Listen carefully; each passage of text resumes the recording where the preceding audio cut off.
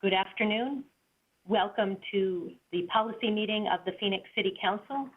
We will call this meeting to order and begin with a roll call. Councilman DeCiccio? Here. Councilmember Garcia? Here. Councilman Nowakowski? Here. Councilwoman Pastor? Here. Councilwoman Stark? Here. Councilman Waring? Here. Councilwoman Williams? Here. Vice Mayor Guardado? Here. Mayor Gallego? Here. Thank you. Thank you for joining us for this important meeting. The City Council recessed the executive session that began at 1 p.m. today to conduct this policy meeting. After adjournment of the policy meeting, the City Council will reconvene in executive session for discussion of Item 5, Airport Concession COVID-19 Rent Relief. With that, I will turn it over to our City Manager for any updates that he has and his proposed budget. Mayor, the updates and budget reports actually go to item 1, so if it's okay with you, we'll begin item 1, which is the 2020-2021 proposed budget. This item today is for information only, and it begins a 2-week period before the council takes its first vote on a budget, this budget, which is on May 19th. With that, I will turn directly to our Deputy City Manager, Jeff Barton, who will walk you through the information.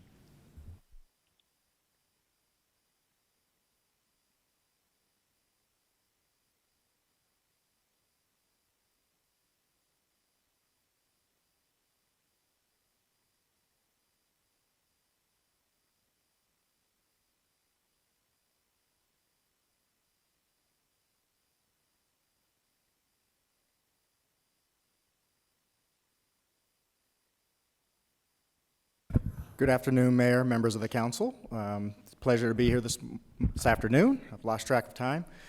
So here today, we're going to talk to you about our proposed general fund budget for fiscal year 2021.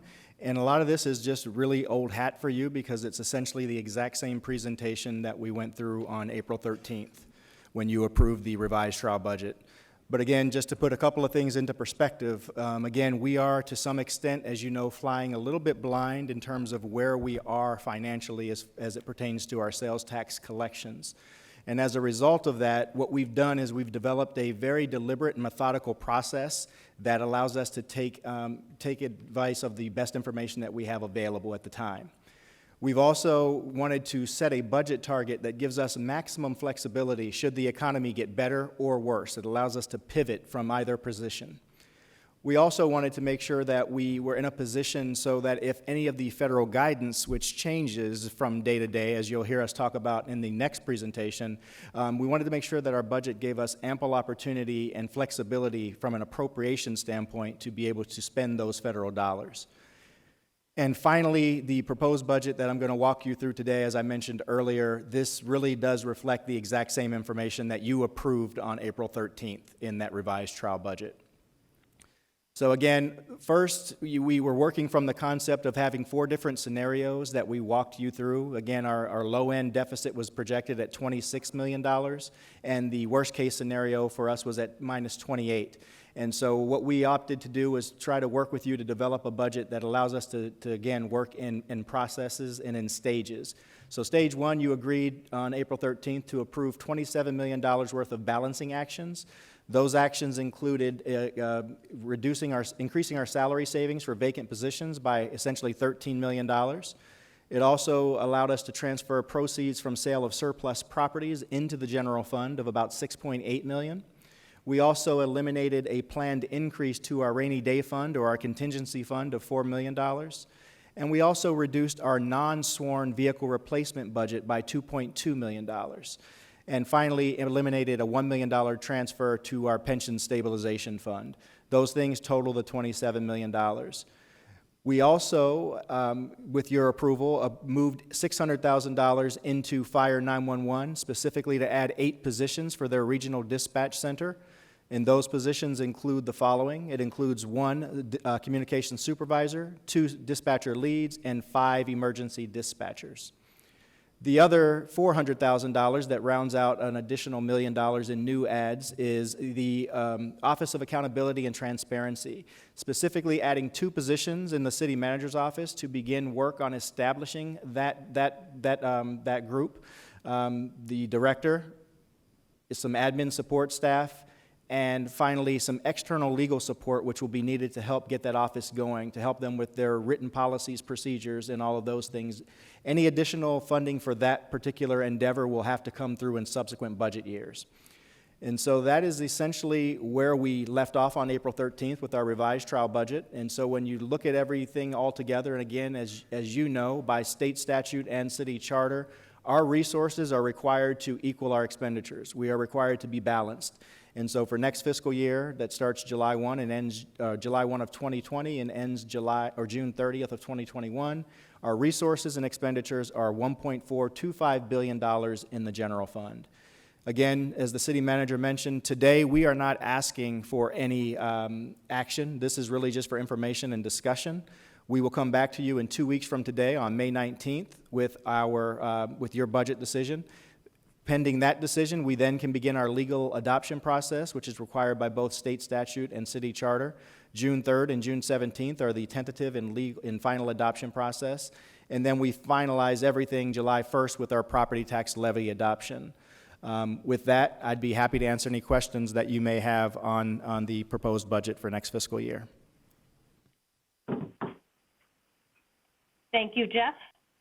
Busy time for you. Council member questions and comments. We also have 8 members of the public to address the council on this item.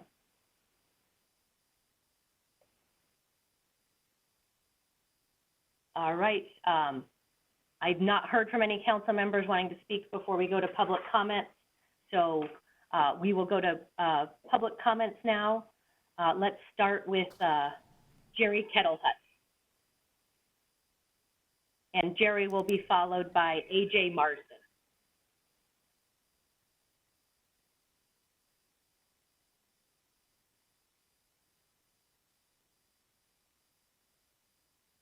Jerry, the floor is yours.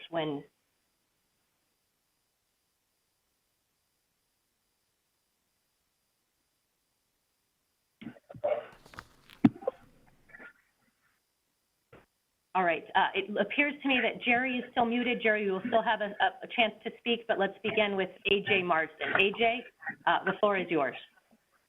Well, thank you, Mayor Gallego and council members. I am AJ Marsden, and I live at 11th Avenue and Camelback. Mayor Gallego said she had concerns about implementing the OAT and CRB when she voted for it. Well, I and many others agree with her because we have concerns too. Council members Garcia and Guardado mentioned community involvement must be part of the plan. I and many other citizens agree with them, and thousands of us are already involved in partnering with our police department. Now, the presented OAT CRB duplicates many practices in place that already provide transparency, accountability, and give citizens a voice. $400 right now and $3 million in tax dollars year after year is not a good use of tax funds in any economy. Here's something interesting. Results from Chief Williams's independent study on transparency and trust mentions community engagement a few times. The idea of an OAT CRB was never mentioned. The good thing is thousands of citizens are already engaged in the community, partnering with the police year after year. Transparency, accountability, and citizens having a voice are already here in place. In fact, we need even more people involved in the community. How? Well, we have block watches, coffee with a cop, coffee with a council person, many community meetings and events, ride along, Citizen Police Academy, use of force simulations. There's the use of force board, the discipline review board. The chief even has 12 advisory boards, and those are just to name a few. And some even become police officers. The transparency, accountability, and citizen oversight are already in place if you care to look for it. I've been on over 20 ride-alongs in the past 10 years, and I can attest to the amazing work our officers do 24/7, answering 2.3 million calls a year, doing a job most are not qualified or willing to do. So let's move forward with more community involvement, insight, and input. Let's rethink the OAT CRB as it was presented. Let's avoid redundancy. I look forward to future community discussions. Thank you. Thank you so much for your testimony. Let's go next to Sarah Linvey, followed by Austin Rowe.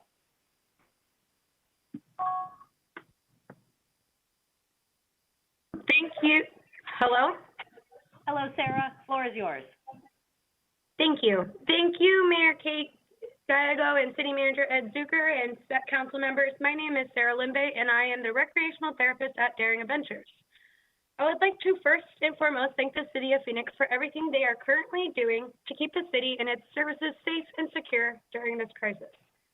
As a recreational therapist, I know that after this crisis, recreation and leisure services are going to be in high demand from people of all abilities due to the virus forcing us into total or partial social isolation and into a more sedentary lifestyle. That being said, when speaking about what services are important to continue or add, increase, or decrease, I want you to remember those with disabilities who prior to this crisis were already struggling to get out of the house, getting integrated into their communities, finding services that are available, accessible, and meet their overall needs. I have spent the last 3 years of my career designing and implementing inclusive recreation services for Phoenix residents of all abilities. Last year, as a staff of Daring Adventures, I planned and implemented the city's Summer Youth Inclusion Recreation Program down in Levine, while training City of Phoenix staff on how to make programs inclusive, how to adapt activities, and facilitation techniques and strategies to use for a wide range of social, emotional, cognitive, and physical disabilities. This program was a hit for the disability community and the community overall, and the city got recognition for the innovative evidence-based practices used in this program. None of us know the answer or what the outcome is going to be after this crisis, or what recreation program will even look like with social distancing and virtual opportunities. But rest assured, Daring Adventures would like to be at the table developing proactive solutions with the city, moving forward as your nonprofit partner of 25 years. And I would like to finish this off with, as Helen Keller once said, alone we can do so little, but together we can do so much. So please consider funding inclusive and adaptive recreation. Thank you. Thank you, Sarah. Austin will be followed by Marcus Millam. Hello, Mayor Gallego and council members. Can you hear me okay? We can, Austin. Thank you. Great. My name is Austin, and I am under the impression that the Civilian Oversight Committee should not be funded. Months ago, this council rushed into creating this oversight entity with no real debate and little public input. As a community member who is actively engaged in public safety, I was extremely disappointed in the decision made by the council. Our focus should not be on collaboration after a critical incident. We need to engage and build trust within the community beforehand. There are so many opportunities for the community to be more engaged with law enforcement, get a better understanding of what these men and women face every day, and actually build that trust. We currently have 3 boards where civilians are actively engaged: the Discipline Review Board, Use of Force Board, and the Civil Service Board. A duplicative community oversight committee is not the answer. Also, any type of oversight entity should have requirements of who is eligible to participate. This should include having actual knowledge of law enforcement protocols and regulations, not political allies of the council. Funding an oversight committee that has 0 details is bad public policy and bad for our community. Thank you guys very much. Thank you. We will go to Marcus Millam, followed by Bruce Mosby.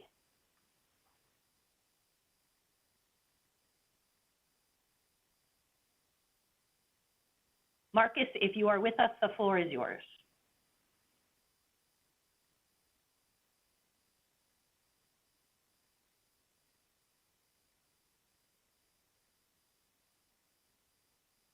Marcus, I cannot hear you. We do show you are unmuted, so the floor is yours.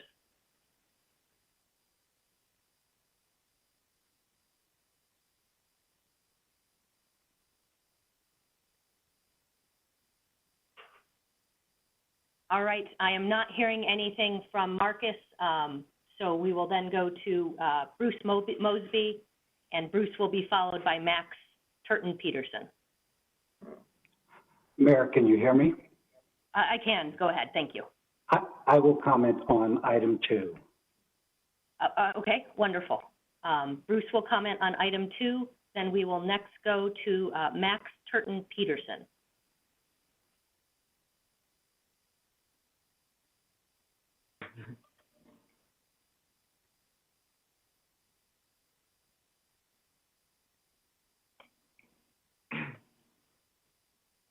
Mackenzie? Hello. Thank you for. So I would like to start by saying I respectfully ask the council to not fund and not create the Civilian Oversight Committee. Important public policy decisions that impact public safety should be made with proper research, due diligence, and engagement of all stakeholders. It should not be rushed nor devised last minute in secret. Unfortunately, misinformed community members force this council to adopt a vague Civilian Oversight Committee that lacks detail on what the entity will actually do, who it will be comprised of, but of course, there is a large price tag. As a Phoenix taxpayer, I am extremely upset that the council would spend money on an entity that has zero details or mission. Why is the council willing to spend money aimlessly when so many Phoenix residents are struggling? I encourage you to be good stewards of the taxpayers' dollars given to you. And that is all I have to say. Wonderful, thank you. I may try to turn to our staff who are in the room and ask them, have we, to the best of your knowledge, completed the comments for item number 1?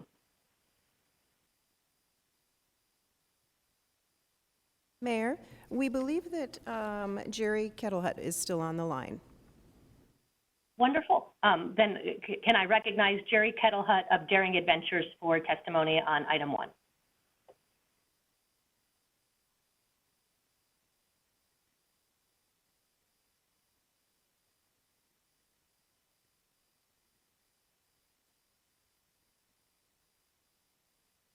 It looks like Jerry is no longer on the line now. Wonderful, thank you. Jerry has previously testified at our budget hearings and asked the council to support Daring Adventures, so appreciate his partnership. We'll next turn to council members for comments.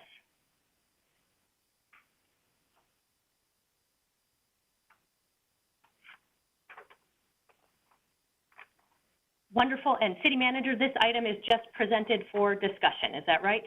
Mayor, that is correct. We'll return in 2 weeks on May 19th, which will be the council's vote on this item. Wonderful, thank you. Thank you to our staff for their hard work on a budget during times of great certainty, and thank you to the members of the public who have testified today and participated in the budget process through many other means. We will next move to the Coronavirus Relief Fund Proposed Strategic Plan, item number 2, and I will turn it back to staff for a presentation on this important topic.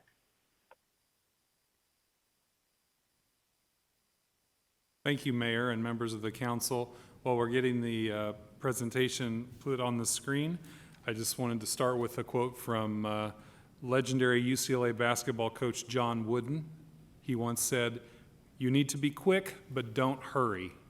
And that quote has stuck in my mind as we've been trying to work collectively on the Coronavirus Relief Fund and a proposed strategic plan for these funds from the federal government. Just to refresh people's memory, the Coronavirus Relief Fund was a component of the overall CARES Act, a $2 trillion allocation by Congress.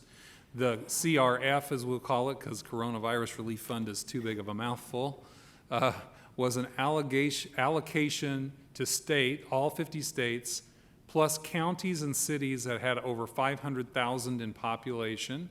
And here I'll insert a plug for the census. That's where this helped us out. $150 billion. And the City of Phoenix allocation was $293 million.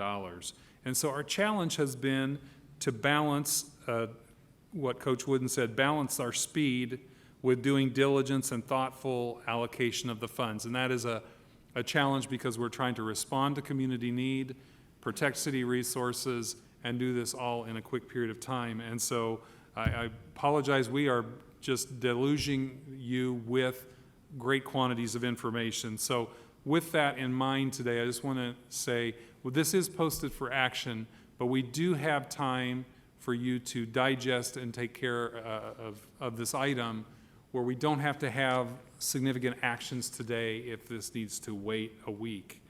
So we have a lot to digest. Last Thursday we brought some more back to you today. You gave us great direction there. You did take some actions last Thursday. You'll see those reflected here.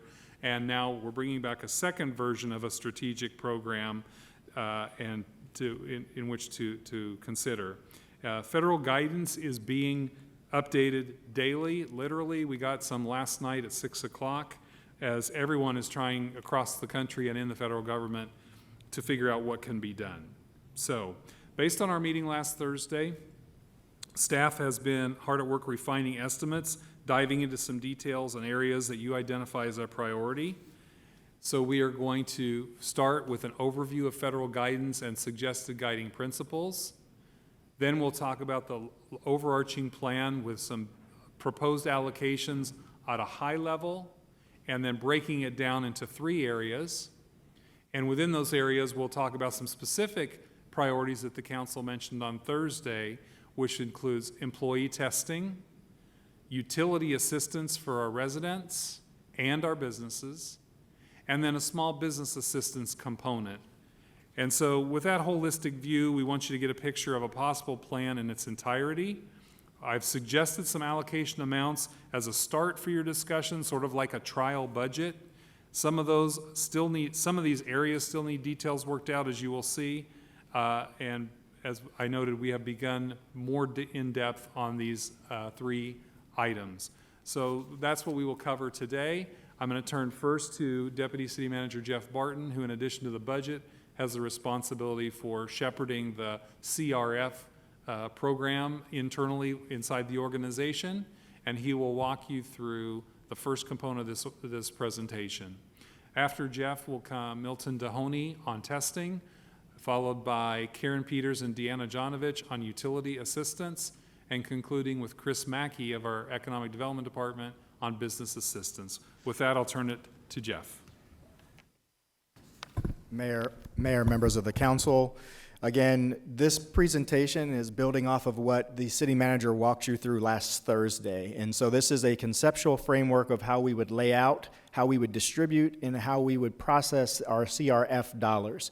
And this framework was established under essentially 7 guiding principles.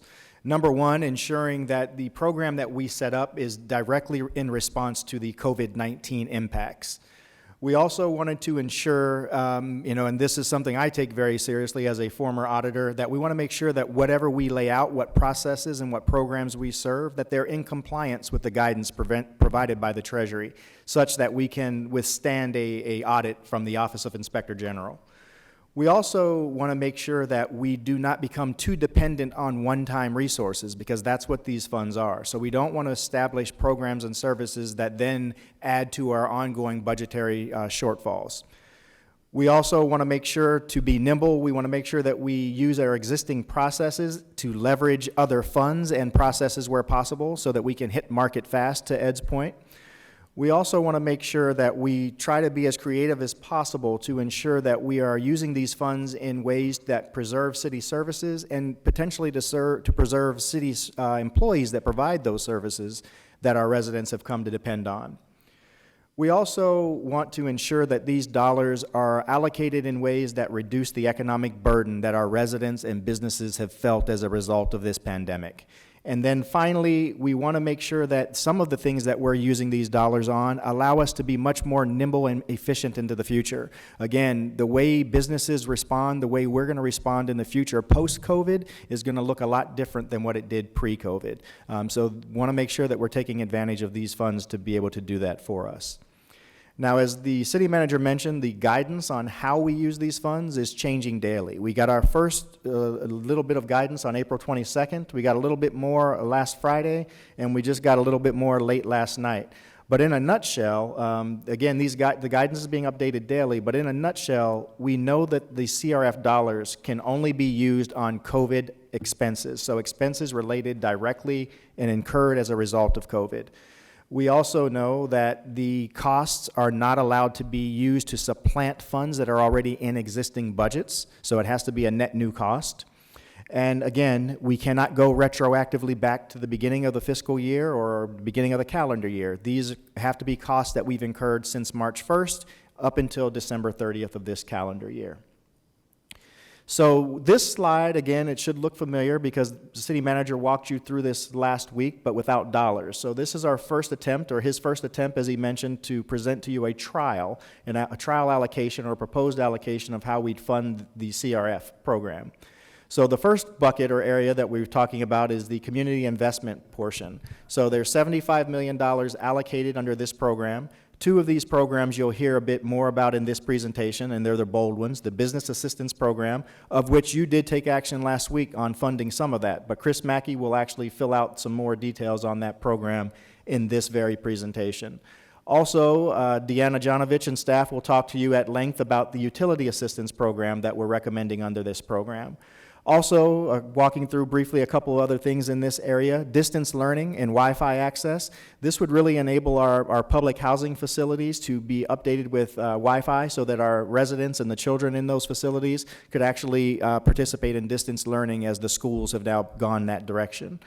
We also have allocated $10 million for the mitigation and care for vulnerable populations. That could be anything from homelessness to domestic violence. Also, food delivery, so possibly for seniors and other individuals that are having issues securing food during this difficult time. And then also $5 million for a better outcome and possibly testing for the community and contact tracing. And then finally, $22 million is left unallocated for the council to kind of, again, figure out if there are additional monies needed in these buckets or if there are other buckets that we haven't yet addressed and identified. The next area, also city operations, we're also allocating $75 million in this area. And this is one of the areas that the guidelines from the feds are very specific. These are the types of things that it is intended to cover, costs that we've incurred as a result of COVID or as a result of the public health emergency and the guidance from stay-at-home, shelter-in-place orders. So the first area, Milton Dehoney and Lori Bays will talk to you at length about. It's our employee testing program. There's a $6 million marker for those. And then $20 million for PPE. That's ensuring that all of our employees, frontline employees, public safety employees, have all of the PPE that they need. That would be everything from gloves to wipes to sanitizers and masks. Also included in that would be some cleaning and sanitizing. So again, as we open up and we become more exposed, we want to make sure that we can do those deep cleanings as they're required. Also provided here is the cleaning at the Human Services campus and around the city facilities. $5 million being allocated, proposed for medical and public safety measures. Those could be anything from the fire department having to replace and replenish equipment and materials used when they're going on COVID calls to also reimbursing us for making those calls. And it also could be something as simple as police and fire responding to a COVID-related call. Also, under the CARES Act, there was another portion of the legislation that gave employees up to 80 hours of leave as a result of their shelter-in-place orders, quarantine, or they've been sick themselves, or having to care for young kids that their schools have been closed, their daycares have been closed. We've already spent about $1.5 million in 3 pay periods based on leave codes using that particular portion of leave. It's estimated that throughout the rest of this calendar year through December 30th that we could have another $18 million spent. So we've got a $19 million marker here to reimburse us for leave associated with COVID-19. Also, facility retrofits, we've got a $10 million placeholder here specifically to update our facilities to ensure that we're in a place that we can actually engage with our residents, our customers. There's about $6 million for that, and to do it in a safe manner. There's also $4 million in that allocation to put in the bus shields for our bus drivers on the city buses. And then finally, $15 million is being estimated right now for telecommuting efforts. And again, this would encompass everything from teleworking to e-government to possibly expanding orders of operation in the court and other areas. And then the final bucket is our reserve to preserve vital services. So as the city manager mentioned in his opening remarks from John Wooden, We don't want to rush to spend every dollar. Again, there's been a lot of discussion about these funds possibly being allowed to be used at some point if Congress and Senate make decisions to change our ability to use this for revenue replacement, but it could also be used to deal with a possible resurgence of the virus should it happen in the flu season. What I want to do is walk you through that a little bit later, but again, just highlight here the three areas that you're going to hear a lot about are business assistance, utility assistance, and employee testing.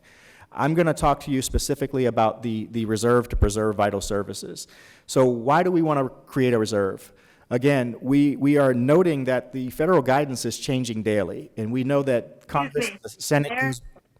Mayor, can you hear me? Hello?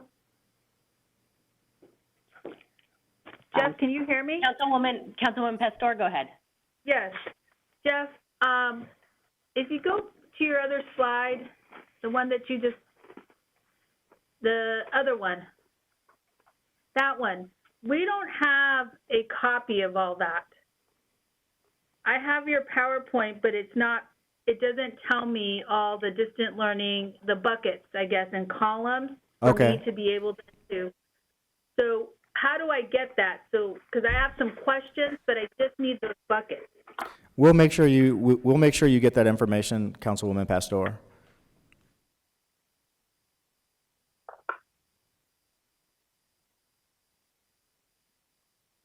Mayor? Yeah, I think it's because of the formatting is an overlay, so that's why you didn't get that printed out. We'll make sure you get that. Mayor? Councilwoman Stark. Yeah, and just looking at the staff report, I'm guessing you collapsed some of the categories like utility assistance. If you read the staff report, it also talks about rental assistance. Is that correct? Does that collapse into the utility assistance? That's correct, Councilwoman Stark, and you'll hear about that portion of the presentation today.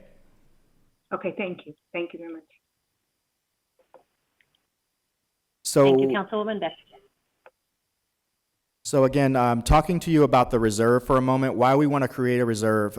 There is some discussion, and I think many of you have also signed on to letters lobbying and talking to our Congress and our Senate representatives to loosen up some of these restrictions on how we use the CRF fund. So it's possible that at some point in the future, this could be used to replace revenue, theoretically. We also think that this could be used at some point in the future to also offset our programmatic cuts, that 25% reduction that we've been talking to our departments about.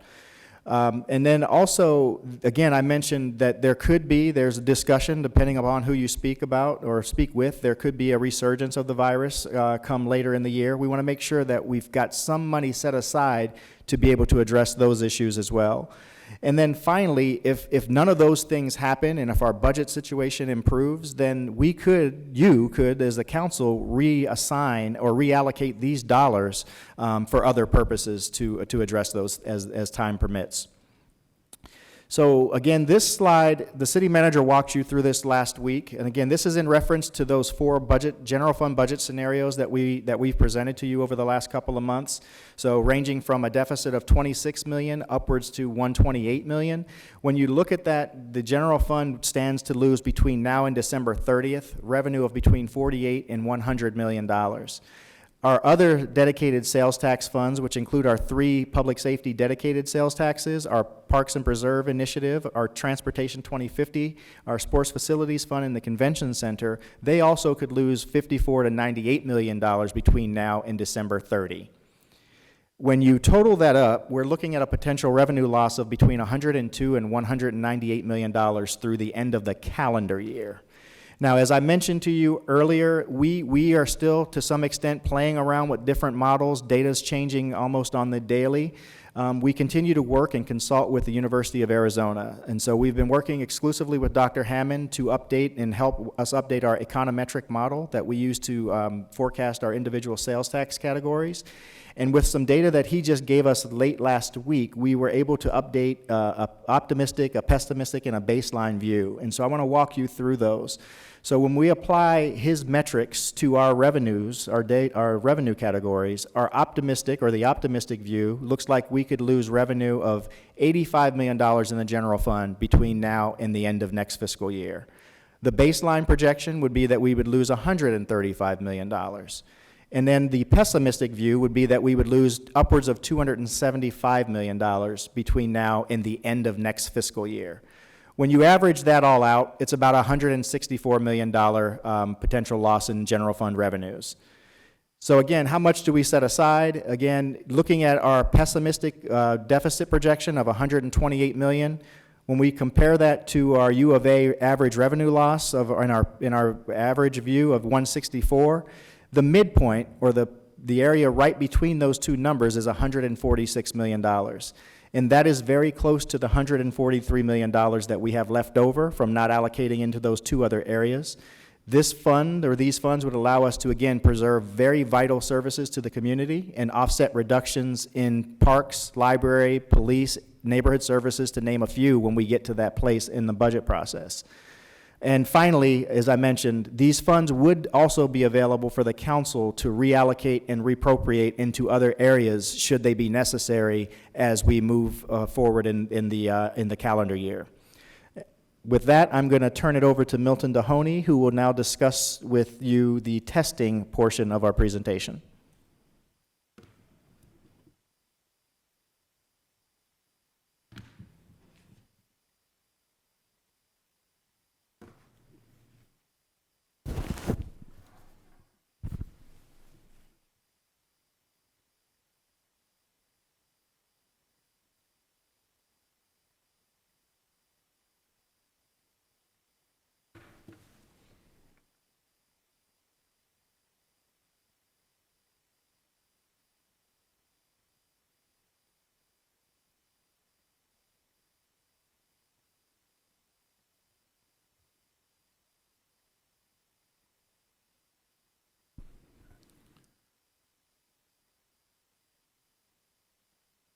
Good afternoon, Mayor, members of council. As a starving sports fan, I am thrilled that the city manager found a way to weave basketball into today's meeting. So thank you, sir. So Lori Bays and I are here to talk about testing. Testing is something that's being discussed around the country and around the world, that we need more of it. Today, we're going to talk to you about 3 areas of focus. The first 2 of them have to deal with the testing of city employees, and the third one has to do with the broader testing, or testing of community members. So a few weeks ago, at a policy meeting, I mentioned to you that we were trying to develop a partnership with ASU, specifically the ASU Biodesign Lab. The focus of the testing with the ASU Biodesign Lab is focused on first responders, specifically police, fire, dispatch, and detention workers. This particular testing that ASU proposes to do would be the nasal swab test. So that's the test that would determine if someone has the live virus in their body at that moment in time. This would be a voluntary initiative. It would be conducted at a single location, which is 35th Avenue and Lower Buckeye, and it would provide a drive-through testing option. The value of this testing is not only will it help us to determine the impact of COVID-19 on our first responders, but the data that would come from the testing would enable us to determine or get a glimpse at how deeply within the total community COVID-19 has penetrated. So for example, if you had a number of officers that all work in the same area test positive, according to the experts, that would give you a clue as to potential hotspots that you have in the city that needed additional focus. This testing would have results within 48 hours. It is FDA approved, and it has the support of both chiefs and the labor organizations. The proposed testing would occur 3 days a week on Thursday nights, on Friday and Saturday mornings. Again, it would be voluntary. The cost of the test is $100 per test, and ASU has pledged to try to raise funds to cover the cost of the testing. The reason that we would suggest tapping into the proposed $6 million pot of money that Jeff Barton just talked about is we wouldn't want first responders to be subject to the fundraising abilities of the ASU or fundraising success. So if they're able to raise money to cover the cost, that would be great.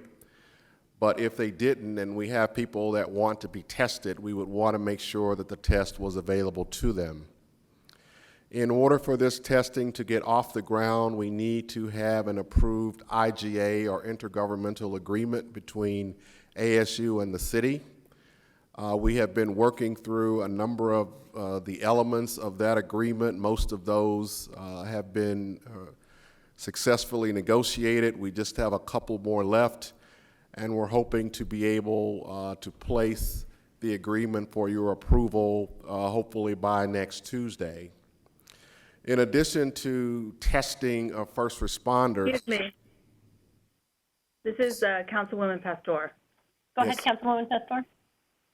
Mr. Dohoney, in previous conversations regarding testing and first responders with ASU, we have been told that there is no cost to the city. And so now I'm hearing that there is going to be a cost to the city because of possibly if ASU meets their fundraising goals. What was the commitment to ASU from ASU in the cost? Mayor, members of council, Councilwoman Pastor, ASU committed to try to raise the money to cover the cost. One of the questions or items that you have to work through, because the testing is voluntary, we have no idea how many people want to take the test. We don't know if it's 100 people or 1,000 people. And once the test site is made ready and is operational, our view was we wouldn't want first responders to be waiting to see if ASU could generate enough funds to cover it. But if the testing is up and operational and they're ready to be tested, we're proposing that we be able to utilize some of the $6 million to cover the $100 per test cost so that they can go ahead and be tested. If ASU is successful and they raise all of the money that's necessary, then there wouldn't be any outlay from the city. As with any arrangement, we would be paying them based on a billing cycle, so it would be sort of as you go. If they've raised the money to cover all the testing, then there wouldn't be any need to give them any reimbursement. But if for whatever reason they're not successful, we wouldn't want to have first responders waiting around to see if the money could be raised, but rather we would prefer to go ahead and get them tested.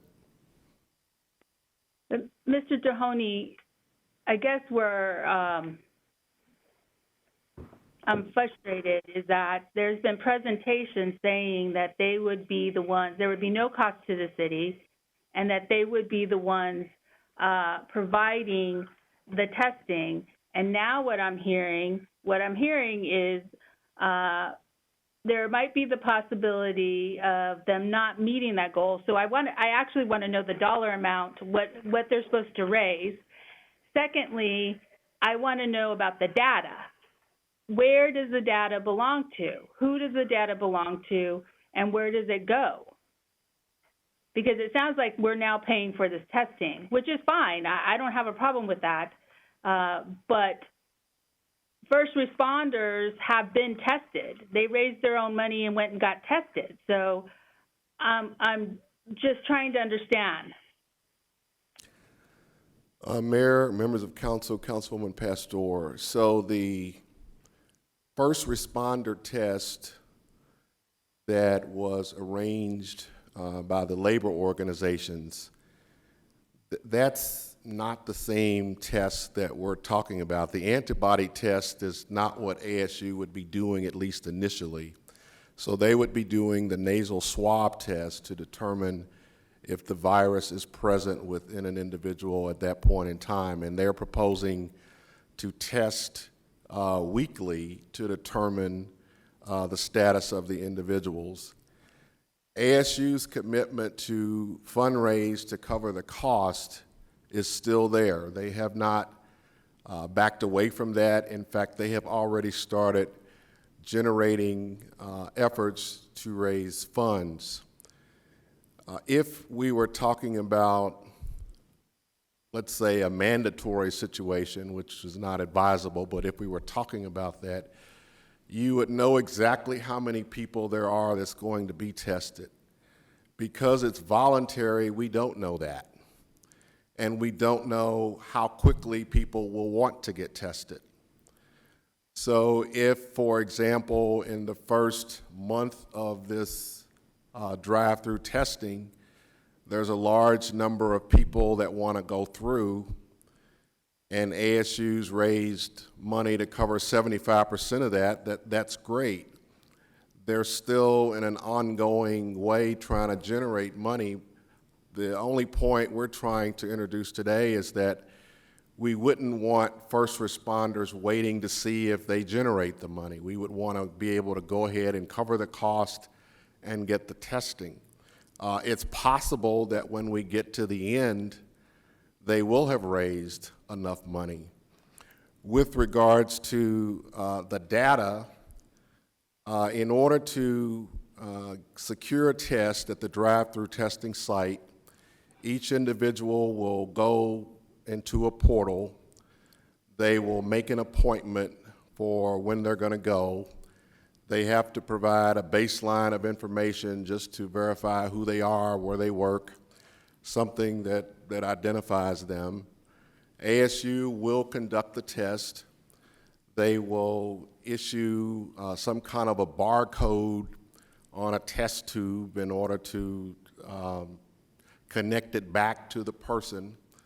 They will go and will analyze the test and will determine if, in fact, the test is positive or negative. If the test is positive, then working with the safety department or section of our HR department, they would be notified that you have a positive test. The data would also, if it's positive, would be shared with state and county officials, just like any positive test is today. That's how we're able to track day by day how many positive tests there are within Maricopa County. Upon learning that a test is positive, the city would then do what you've heard referred to as the contact tracing. Who has that person been in contact with at the workplace? When is the last time that person was at work? And the city's responsibility would be to notify those additional people. The city would also have the responsibility to take the steps to provide the deep cleaning that we do once we have a positive test. And ASU would provide additional tests to that person under the standard that you have to have 2 consecutive negative tests in order to get your green light to go back to work. So it is, in our view, a partnership arrangement. The data is covered under HIPAA and privacy considerations. One of the reasons that it has taken us as long as it has to work through the details is to ensure that the privacy rights are protected. And then additionally, when they go into the portal to make their appointment, There is also to be a waiver attachment so that the individual is aware that if you test positive, your employer would be made aware so that we can take the proper steps to protect the rest of the workplace. And that's where things stand right now. We haven't done any testing yet. We have set the site up and done a walkthrough so that we know how it would operate, but we're trying to work out the rest of the details in order to present it to the elected officials. Well, thank you. And when you presented, I would like to know how much ASU is contributing to this cause, because what I heard you say, it's $100 a test, and they could be going weekly. We have approximately 5,000 public safety employees. That would be very costly if they're going weekly at $100 a shot. Mayor, members of council, Councilwoman Pastor, admittedly it's anecdotal at the moment, but based on what we're hearing from both departments, there's simply not that level of interest that's been expressed to date. We don't know actual numbers. We don't envision that everyone will seek a test. In fact, some have indicated that they don't intend to, but again, until we get started, we won't know. But your points are well taken. I understand the additional information that you want, and when we're in a position to provide that, we certainly will be doing that.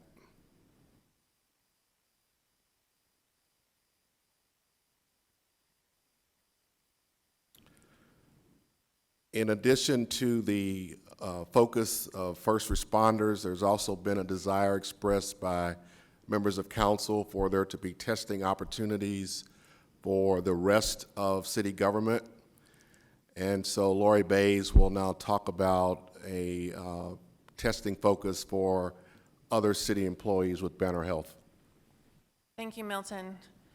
Good afternoon, Mayor, members of the council. What I'll be speaking about is a testing program that we are prepared to enter into with Banner Health.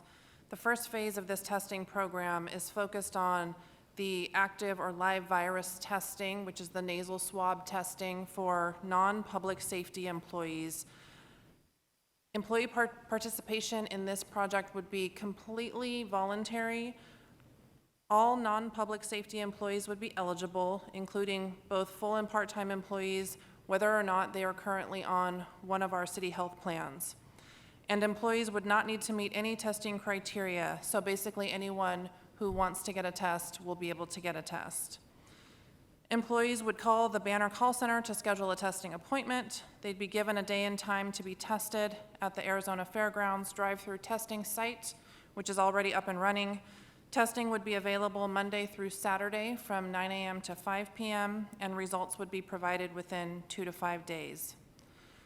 Employees would be asked to wear a face covering when in public, at least until results are received, and to notify HR if they test positive, so that we could provide the close contact tracing and notification, as well as the cleaning that we do when we have an employee test positive in our organization. The capacity of the fairground site is approximately 800 tests per day, and the cost is approximately $100 per test. We are prepared to launch this program very quickly because of our established relationship with Banner Health through our employee clinic. So we're ready to go as soon as we get the appropriate approvals. The second phase in the program would be antibody testing. This is the test that tells you if you've already had the virus previously, and Banner Health does have an antibody test that is FDA approved. The testing would occur at the employee clinic, and all employees again would be eligible, including full and part-time, whether or not they're on our health plans. Alternatively, employees would also have the option to get antibody testing through our contracted providers if they are on our health plan. With that, I'll turn it back over to Milton. Thank you, Lori. So in addition to a focus of testing for city employees, there has also been an interest expressed in community testing. that's been discussed previously at policy. In fact, I remember Councilmember Nowakowski asking me a question about what is commonly referred to as pop-up testing sites. And so we have had some conversation with Sonora Quest. Sonora Quest is the lab that is providing the testing support for Banner Health.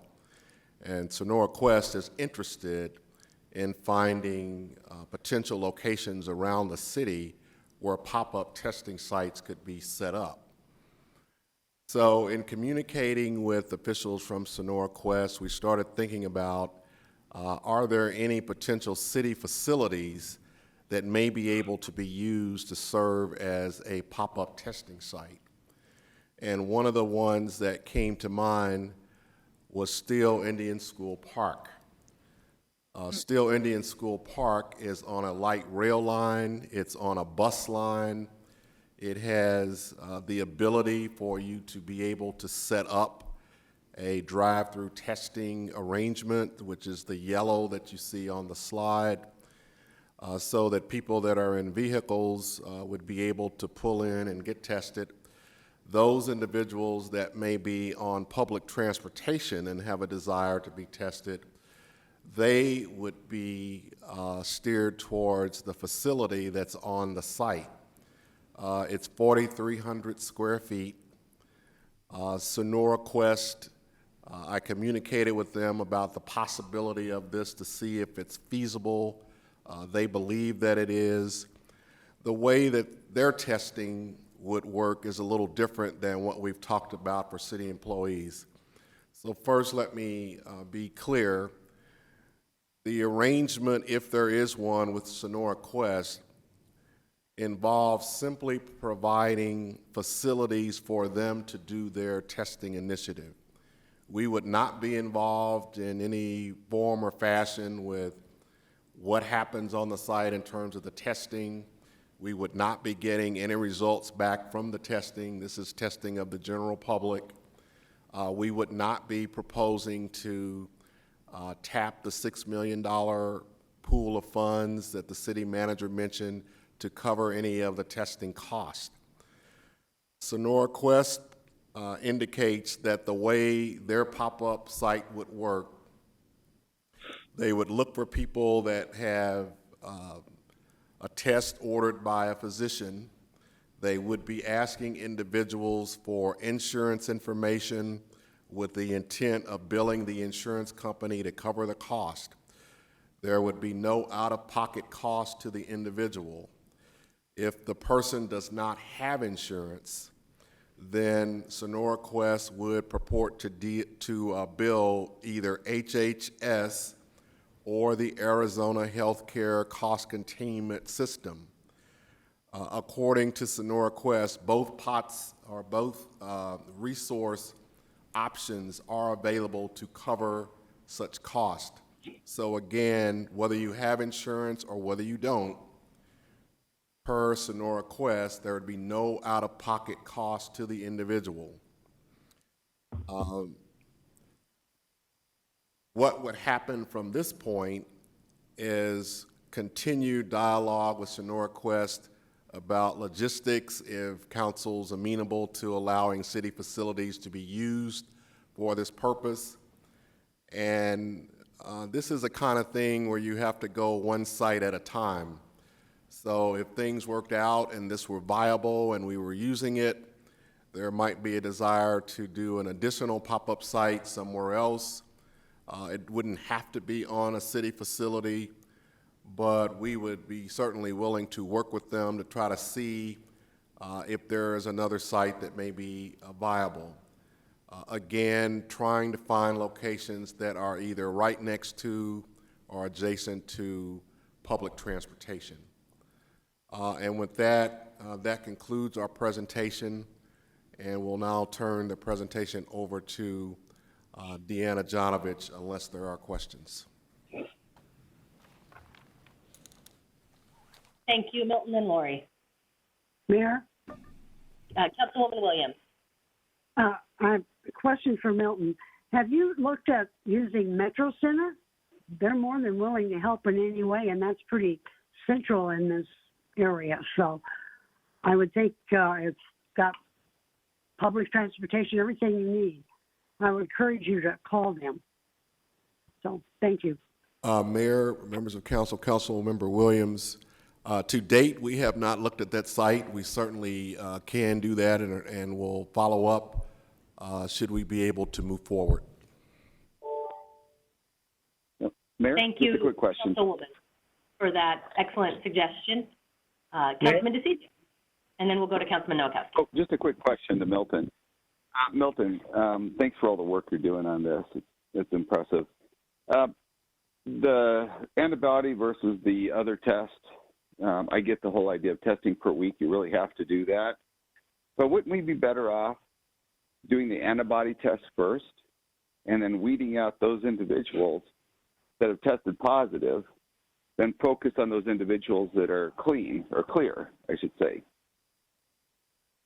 Mayor, members of council, Councilmember DeCiccio, there are some members within our first responders and also in the balance of city government that want to get that swab test. They want to know, do they actually have it? And so providing that test would allow that to take place. If you recall, Lori indicated that both tests would be available through Banner, and it's also ASU Biodesign Lab's intent to also add the antibody testing to what they're doing. So we're trying to be responsive to what our employees are indicating that they'd like to see happen. And so doing the COVID test or the nasal swab test, one of the things that does by alerting you to whether or not the person's positive, if in fact they are, it allows you to quarantine them and keep them from continuing to go out and interact with the public. That was the whole rationale behind wanting to start with first responders. They are going into people's homes, they're going all over the city, and if they are positive, you do want to know it to protect them, but also to protect the public. That's logical. And then, so when is the antibody test going to be available? Or we're just doing this one first, or tell me about that. So, Mayor, members of council, Councilmember DeCiccio, the antibody test for ASU, they expect that to be available within a few weeks. They have been working on it, and it's possible that they could have it by the time we actually really get up and rolling. But right now, what they have is the COVID-19 swab test, my phrase, I'd probably call it something else, and antibody testing is coming. For Banner Health, Lori says 2 weeks. So it's coming in short order. Okay. Got it. Thank you very much, Mayor. Yes, sir. Councilman Nowakowski, been working on this item. Thanks so much, Mayor. And, thank you so much, Milton, for your report. The other thing is I've been noticing on the state's COVID by zip code, we have a lot of red in the southwest areas. So if there was going to be a pop-up, I'd really like to look for the a site on the southwest area, so individuals that live in that area that are mostly affected, that they can have a chance to go see if they actually have the virus or not. And the other thing is, if there's any way we can encourage our employees to go get tested, that's great. I know that the mayor is really championing that, and I want to thank you, Mayor, for your efforts on that too. Thank you. Thank you, Councilman. I do think good data helps us, and I want to make sure our employees have access to testing, and the more we can do to increase testing for our entire community, the better.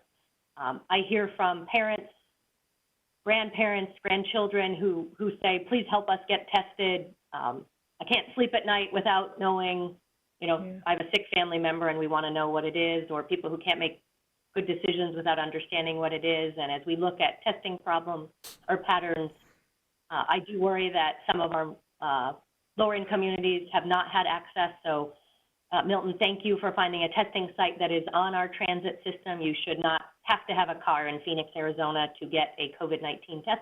Councilmember Garcia. Thank you, Mayor. Milton, I had some questions around contractor workers and specifically workers that may be in city buildings such as janitorial services and all those folks. Would they be included or could they be included within the employee part of it, knowing that they interface with the public and they interface with all city workers as well? Mayor, members of council, Councilmember Garcia, in the initial effort that we have been focusing on, they are not included. As to whether or not that could happen down the road, it's not something that I'm aware that we've been working on. I may be able to get you a better answer a little later, but for now and the initial offering that we're talking about today, they would not be included.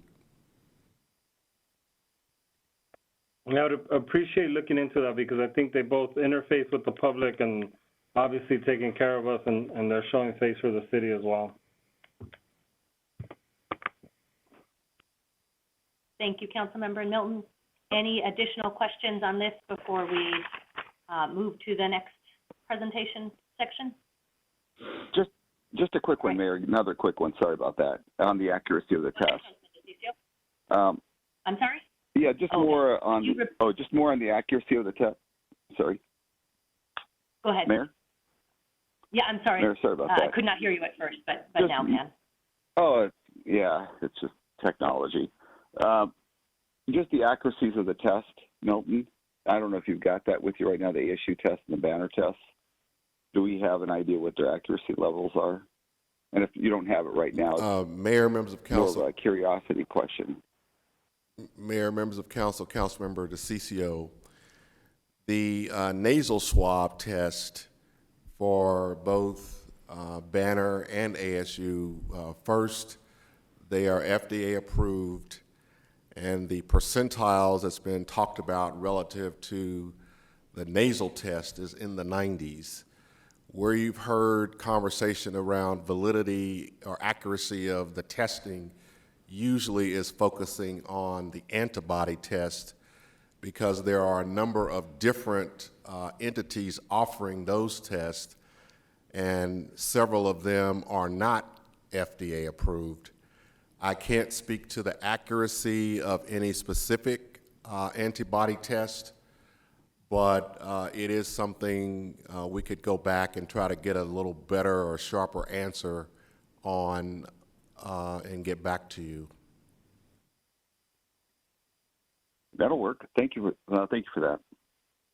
And when you're going to get back with me too, since it sounds like the firefighters and the police unions had paid for their own testing for the antibody test, I'd like to get an idea what those percentages came back as. Whether we have 30% that had the antibody or 10% or what that number was. If we could get those numbers too. I'm sure you don't have that right now. No, sir, I don't. The results. Okay. Thank you, Mayor. Thank you, Councilman, and I believe there has been some media coverage of those test results. And for those of you who do not follow our council meetings as closely, Lori Bays is our Human Resources Director and who was one of the presenters today. I'm not sure if she introduced herself. All right, I think we are ready for COVID-19 Assistance Program. Thank you, Mayor and members of the council. While we get situated, I'll go ahead and introduce the item. Deanna Jonovich, Assistant City Manager. We're pleased to be here today to discuss our rental and/or mortgage and utility assistance program. Joining me at the table today is Cynthia Zwick, our Executive Director of Wildfire, and Karen Peters, Deputy City Manager. What we wanted to talk about today is the community partnership and why it made sense to discuss and work with Wildfire. And Cynthia will talk a little bit about what the organization does and how they currently partner on some of these assistance programs that we're talking about. Karen Peters will then walk through the residential program. This will include both the utility side and the rent and/or mortgage assistance. And then she'll also walk through the commercial program, and that will be focused on the utility side. And then I will close it with the program costs. So I'll now turn it over to Cynthia Zwick.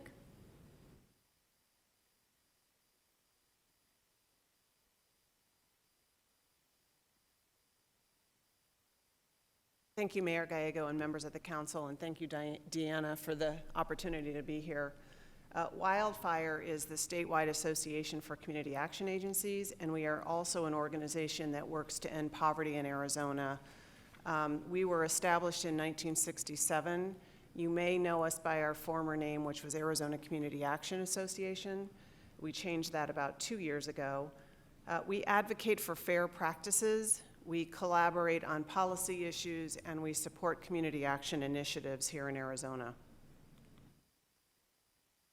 We also administer the Home Energy Assistance Fund, which is a utility assistance partnership that we developed about 10 years ago in order to meet the needs of utility assistance of the low-income families were experiencing. And so we have developed partnerships with all the major utilities in the state, along with 30 community partners, which are made up of government entities. The City of Phoenix Human Services Department is one of them, faith-based organizations, and other nonprofits around the state. We have 9 partners that work within the city limits to serve City of Phoenix residents on an ongoing basis. We provide database access to all of our partners to complete eligibility determination and track applications. And then we have, in fiscal year 2020, we distributed about $4.5 million in utility assistance to our partner organizations.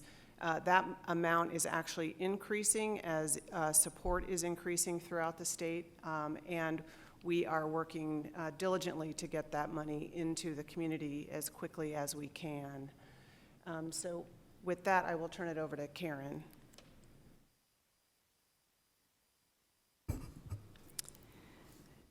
Thank you, Cynthia, and I want to also thank Cynthia for her flexibility and her willingness to help us put this program together. It's been really, really helpful. I do want to touch on residential first, and then remind the council that we do have an existing program that the Water Services brought to you last month, whereby we are not doing water shutoffs for residential customers currently, and we are not accruing late fees. People have the option of signing up for payment plans. So that program has progressed, but with the additional funds, the CRF funds, we can do more, so we wanted to build a program to do more for our residents.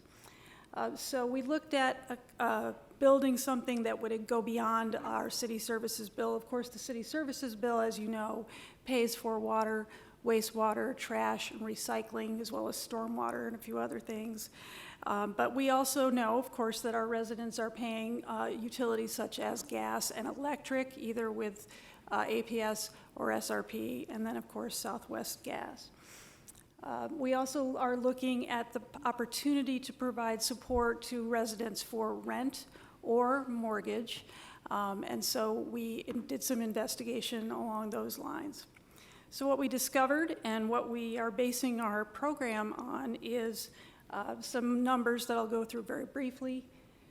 So on the city services side, the average bill for a resident in our customers is $100 per month, and the average utility bill, and again, this is over a 12-month period, the average is $200 for gas and electric. What we were looking at doing is paying for a 3-month period, so that the payment to eligible residents would be $300 for their city services bill and $600 for their utilities.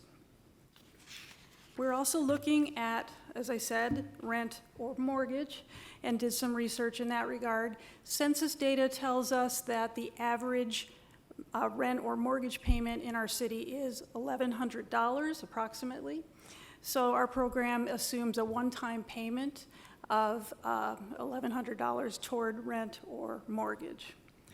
So in putting together the design, we've looked at this over, there are a number of options that we're examining, so let me walk through those. As you know, we have just over 400,000 residential customers in the Phoenix system. We're proposing to serve either 10,000 or 20,000. 10,000 represents 2.5% of our residential accounts. And if we were to use the numbers that I just went over, the $300 for a 3-month period, that would be a $3 million cost. To pay for the program that Cynthia's team would put together, there is an administrative cost of 20%, and you'll see that there's a $600,000 cost along with that.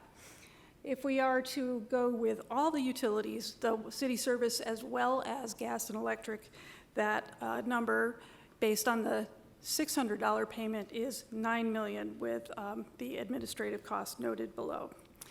We also had looked at doing 2 options with rent or mortgage. We could do rent or mortgage plus the city services bill for 10,000 customers, which would be a $14 million cost, or rent or mortgage plus all of the utilities, which would be a $20 million cost, again, with the administrative costs that are noted. The alternative, one alternative, of course, is to expand that to 20,000 of our customers. That represents 5% of our customer base, and the numbers are very clearly just twice as much. So for city services bill, it would be $6 million. For all utilities, it would be 18. For rent, mortgage plus city services, 28, and rent, mortgage plus all utilities, 40 million. Understanding that there are limited funds and there are a lot of other priorities that the council wants to discuss, we're looking at our recommendation of doing the rent and mortgage plus the city services bill for 10,000 customers. So when I walk through the program, I'm going to be referring to the numbers associated with that option.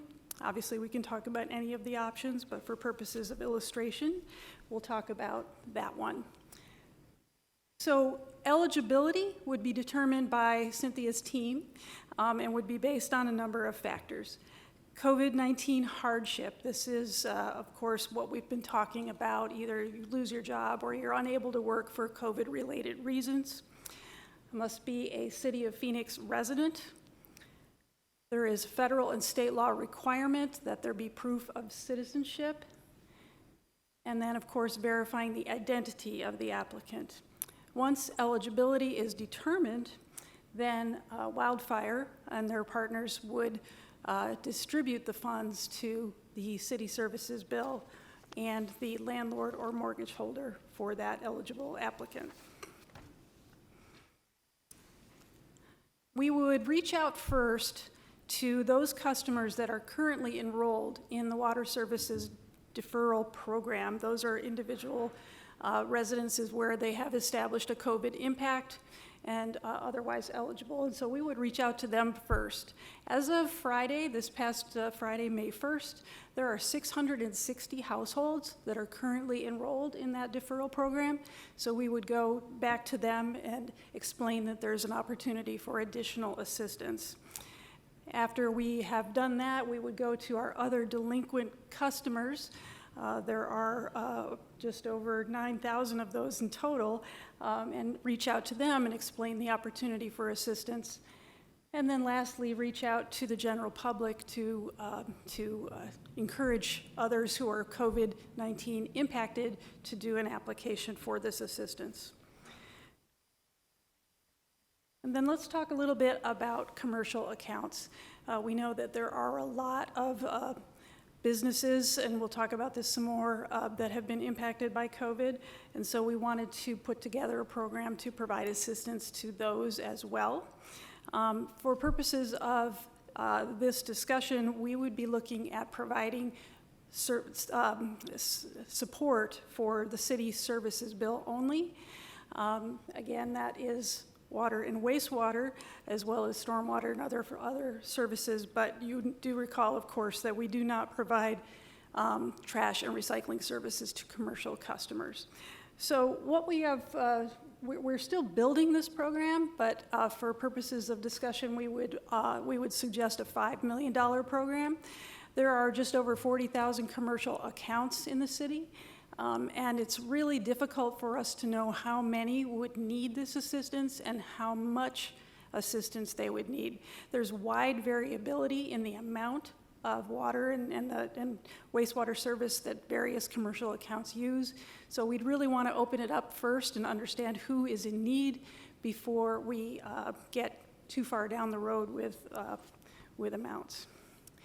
For eligibility on the commercial side, very similarly, COVID-19 impacted a City of Phoenix business.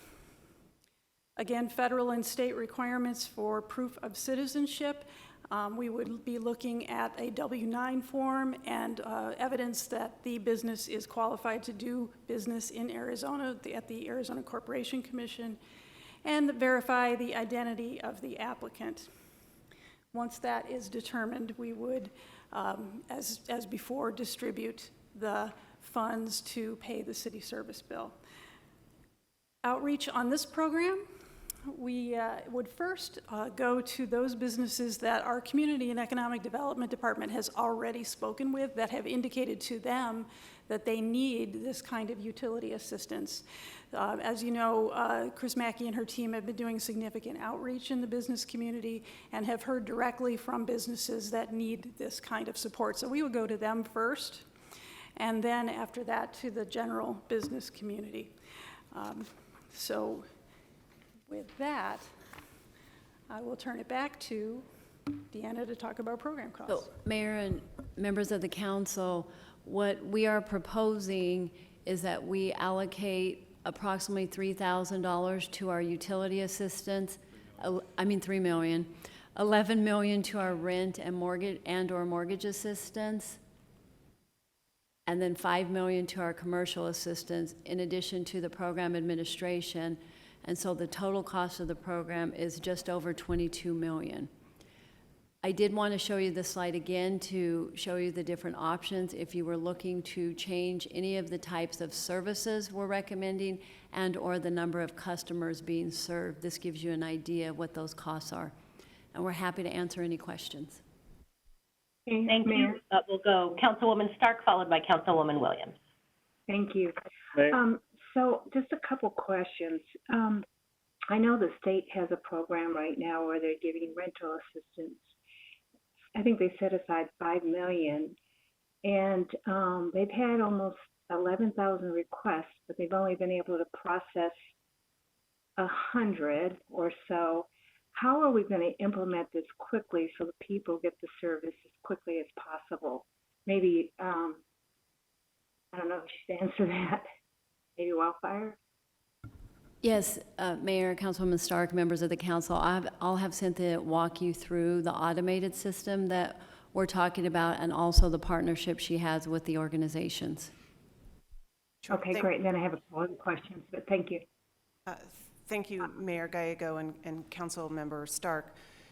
There's a couple things that I think have happened with the program that you're referencing, including the fact that there are some issues with the system that's operational that was put up pretty quickly. The program that we're looking at would actually have two separate ways of accessing this assistance. One would be through the variety of community partners with whom we're going to work, who will be working directly with customers. The second is that we're working on the development of a technical solution that would do the eligibility in a streamlined fashion. It's a very streamlined fashion in that it has as few questions as are needed. It's very simple to use, and it will be deployed hopefully in June. But we believe that having two entry points and having an experienced group of people able to help will get this money distributed quickly. Perfect, because I would just hate to see what was happening at the state now, because I know there's a lot of people in need. So the quicker we can get some money to them, the better. So the next question is, let's say we have two roommates that rent an apartment, and they both work at restaurants, and they've been furloughed or laid off. Would their rent be considered one customer or one unit? In other words, they may be splitting the rent,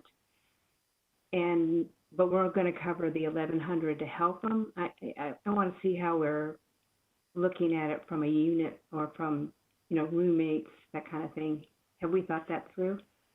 Councilwoman Stark, members of the council, normally what we would look at is whose name the lease is in, either through the bank or the landlord. Because when my daughter in college rented a apartment, both she and her roommate signed on to it, but they were one unit, but both their names showed up. I just want to make sure, because I want to make sure we serve as many people as possible. You see what I'm saying?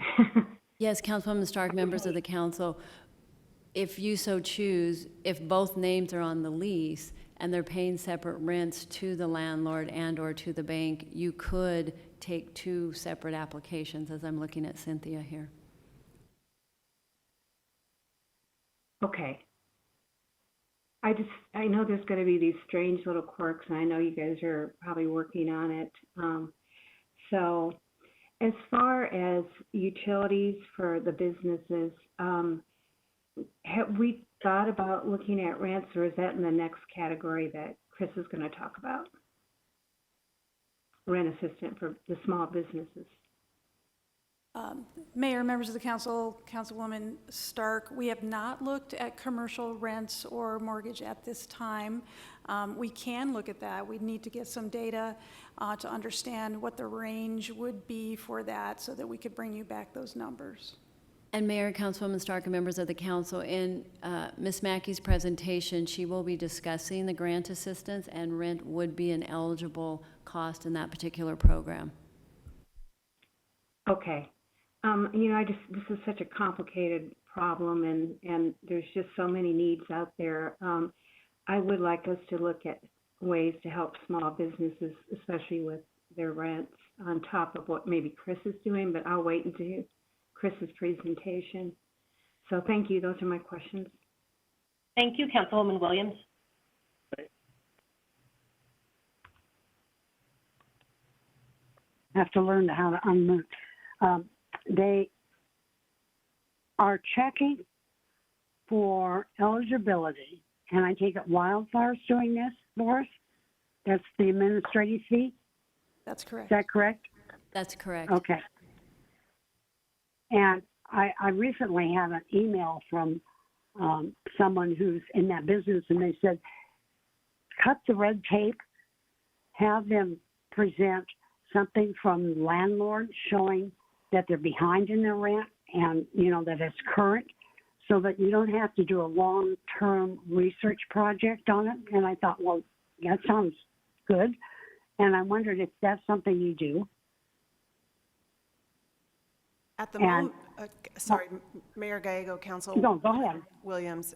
At the moment, the process that the agencies that we partner with use is driven by the fund source.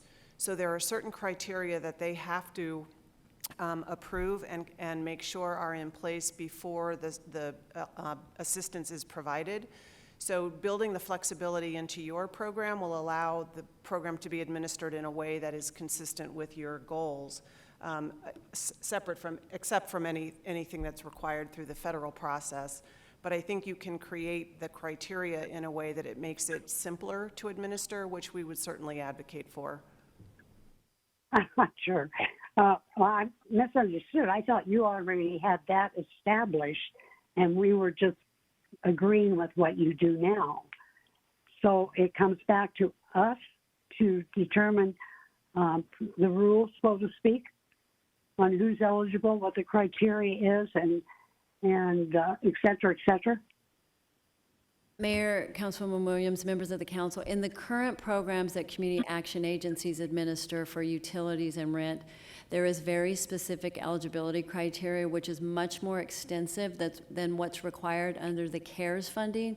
that we've received. So because of the flexibility on the CARES funding, we have an opportunity to have less restrictions than the regular program.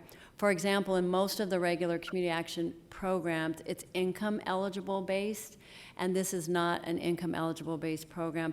They simply have to provide verification to us that they've experienced a COVID-19 crisis, whether it be a reduction in their hours or daycare issues. It could be a variety of ways to determine their COVID-19 crisis.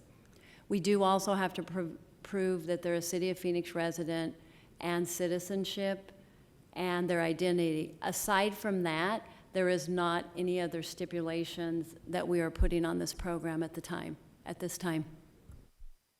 I just think it's very important that we're very careful because there are going to be unscrupulous people who are going to go after this money, and I do not want Phoenix to be a headline. And I think it's very important that we do have some good criteria, make it as simple as possible to present the information that we request, but to have somebody check on it and make sure it's valid. So thank you. Thank you, Councilwoman Williams. I think that's important. We want to make sure we spend this money responsibly. We know that we owe it to the public to get it to the people who need it, and that we should have the oversight that we need there. It is federal dollars, and so it comes with many, many rules, and the guidances seem to come out regularly. Sometimes the rules evolve. So we appreciate having people with expertise. Yes, Councilmember Garcia. Thank you. And so from what I understand, I don't know where these eligibility determinations came from. I agree with Councilwoman Williams that we need to get this money out with as little red tape as possible. I think if we're creating a whole new fund, there's no reason for it to follow the same guidelines as before with wildfires. So I would push for us to remove some of the requirements and to make it as easy to flow as possible. And I would want Cynthia to talk to us about what a limitless what it could look like without those limitations. And then another thing, I know we currently use wildfire, and we've been getting a lot of questions around the process as it works now, that you have to get on by Monday morning at a certain time, and if you don't get on at a certain time, you can't get the assistance until the following week. And so I see a large number in admin costs, and I'm assuming we're going to be able to, with that large number, be able to make sure that this process is as easy as possible for our residents to apply for. And so, so first the questions about what is the eligibility, how can we get rid of all the red tape? Obviously they would have to be Phoenix residents and be going through some hardship, but I think that should be enough. And then the other piece is, what does the admin cost cover, and are we actually going to be with the amount that's put on there, which is $2.8 million? Are we going to be able to get this out quick enough? Is that enough money for that, or is that going to allow us to flow quick? Mayor, members of the council, I'll start and then turn it over to Cynthia. We did work with Cynthia to try to develop the program as simplistic as possible with the eligibility criteria. This is basic information. Because we're receiving federal funds, we do have to comply with the citizenship piece of it. The only other major thing that we needed, and Mr. Barton worked with us as well, is ensuring that we have documentation that they meet a COVID-19 crisis. So this is much more simplistic than the current community action agency programs, but I'll let Cynthia speak to that. Deanna, before we move on, where does it say that in the CARES funding that's coming? And also, citizenship is very different than different statuses. So citizenship is one threshold. We obviously have DACA, TPS, asylum, refugee seekers, a whole line of folks. And I don't think residents, all these different folks that should obviously qualify, but I don't see anywhere in the CARES Act where it says that we must follow that. So, Councilmember Garcia, members of the council, I need to clarify. I need to say that if they have legal status is what we're verifying for, not specifically citizenship, to your point. Okay, that's a whole completely different thing, and I still think it should, in the CARES Act, it simply just says that we need to require the provide a lease letter from the landlord or evidence of residency, electric bill or something like that. That's the only thing that it says on there. But yes, status is different, but I would still push and ask if there's an ability to not require or put red tape around this. Councilmember Garcia, members of the council, are you asking if we could waive the legal status piece? I just want to make sure I'm clear. Asking that what we determine is that a person is a Phoenix resident. That's the only thing that should matter in this situation, and that they're having COVID hardship. I think that's the easiest way to get through it. I'm not there's nothing to waive, because in the CARES Act there's no mention of how we restrict this funds or not. I would just especially not of citizenship. I would just need to work with legal counsel on some state law that we also have to comply with. So I'm looking at Chris Meyer, because I do believe there's state law that we have to comply with in receipt of federal dollars.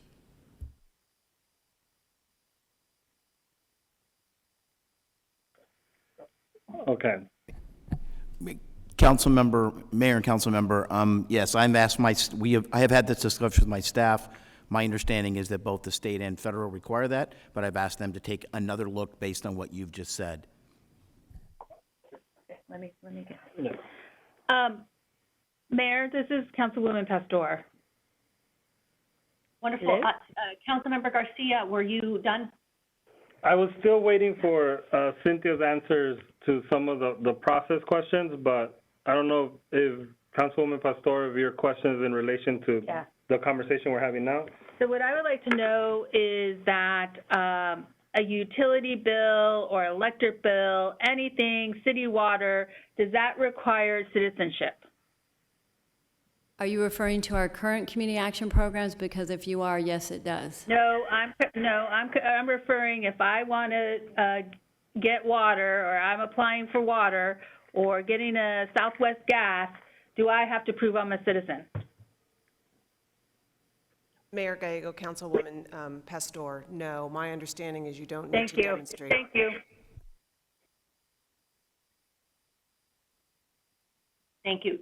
Council members Garcia and Pastor, have we, Councilmember Garcia wanted to go back to Cynthia to talk about the process that wildfire goes through. Is that right? Yeah, just Cynthia, are you going to be able to take this load on, and is the admin cost enough to assure that we don't have long lines and that we could get this money out rapidly? Councilman Garcia and members of the council, I can't guarantee you that there won't be lines and that everybody will get served as quickly as you would like. What I can tell you is without the admin costs, we will not have the support to do any of this work because the agencies are going to be asked to do more than they're already doing, and they need the administrative support for capacity. And all of the other all of the other fund sources that we administer will require and come with administrative support to allow that to happen. The administrative support will also help us finalize this technical solution that we think will create many more efficiencies and a much smoother process, especially for determining eligibility up front, which could allow us to serve many more families. That said, you made a comment earlier about lines and phone calls and people not getting through. The practical reality is the need in this community and throughout this state is much greater than the funds that are available. So I can't guarantee, again, that there won't be some lines and there won't be people waiting to receive the assistance, but I can tell you this money will go a long way in serving a lot of customers who wouldn't normally receive this assistance. And Cynthia, no way was that a critique of your work. I think you do amazing work. I just know that demand is a lot greater than what we've been able to support you with. And so I'm wondering, and this is a staff question, if there is a space here for us to support in any way instead of dropping all this work and then expecting quick release of the funds, I don't want to place unrealistic expectation on an organization that's already doing great work and is already strained. And so I'm wondering if there's other ways that we can support to make sure we get this out faster.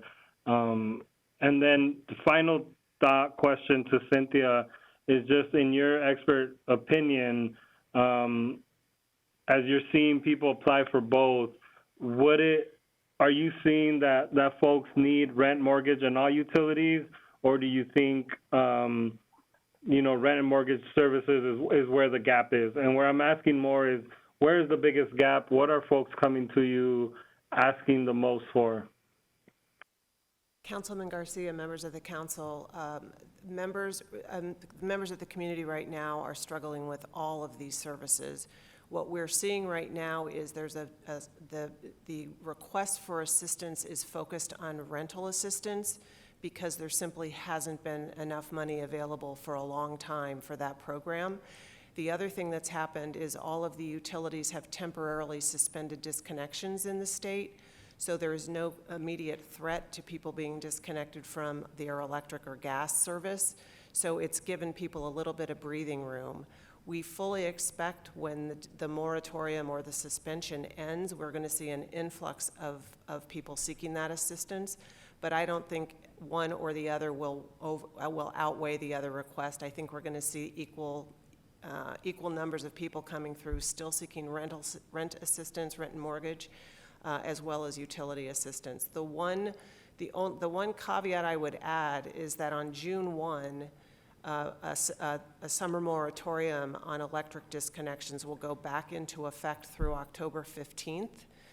And so we're really encouraging folks, once they get back to work, to begin to pay something on their utility bills, because it's conceivable there will be people who have not paid an electric bill for 8 months.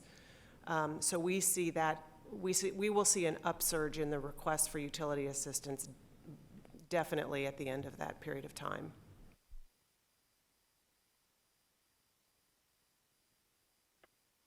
Thank you.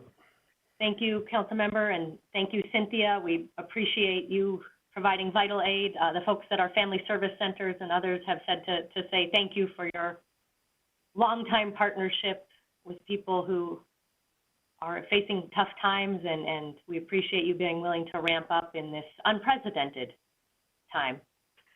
Additional council member comments or questions? Wonderful. And it's probably worth reminding folks that there are many levels of government that can get involved in this area. So the state has dollars that can be allocated for aid. Maricopa County has dollars as well. So the more partners, the better from my perspective. And I'm sorry, was that Councilwoman? Pastor. Wonderful. Go ahead, Councilwoman Pastor. Yeah, I just want to go back and look at the CARES Act, because what I just looked up is it just says just require the renter to provide a lease, a letter from the landlord, evidence of residency, electric bill or something, and evidence of unemployment. That's what it's requesting and asking in order to get aid. Councilwoman Pastor, Mayor, members of the council, we certainly, again, can go back and take a look at that.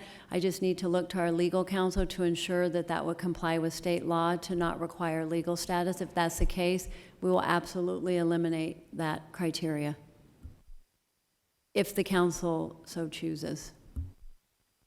So are you saying state law supersedes federal law?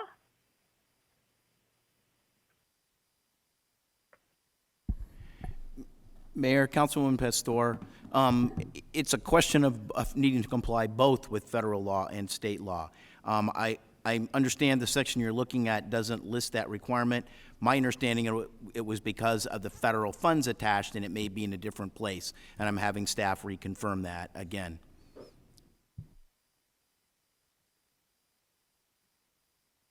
Wonderful. Thank you. We appreciate the hard work to make sure we can reach as many people as possible. Councilman DeCiccio.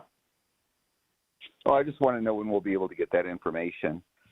You know, the council can vote to do pretty much anything, whether they agree with it or not. I probably wouldn't agree with it, providing anyone who's not a legal resident monies, but the council can pretty much do what they want on that. I would just like to get an idea when we're going to get that information.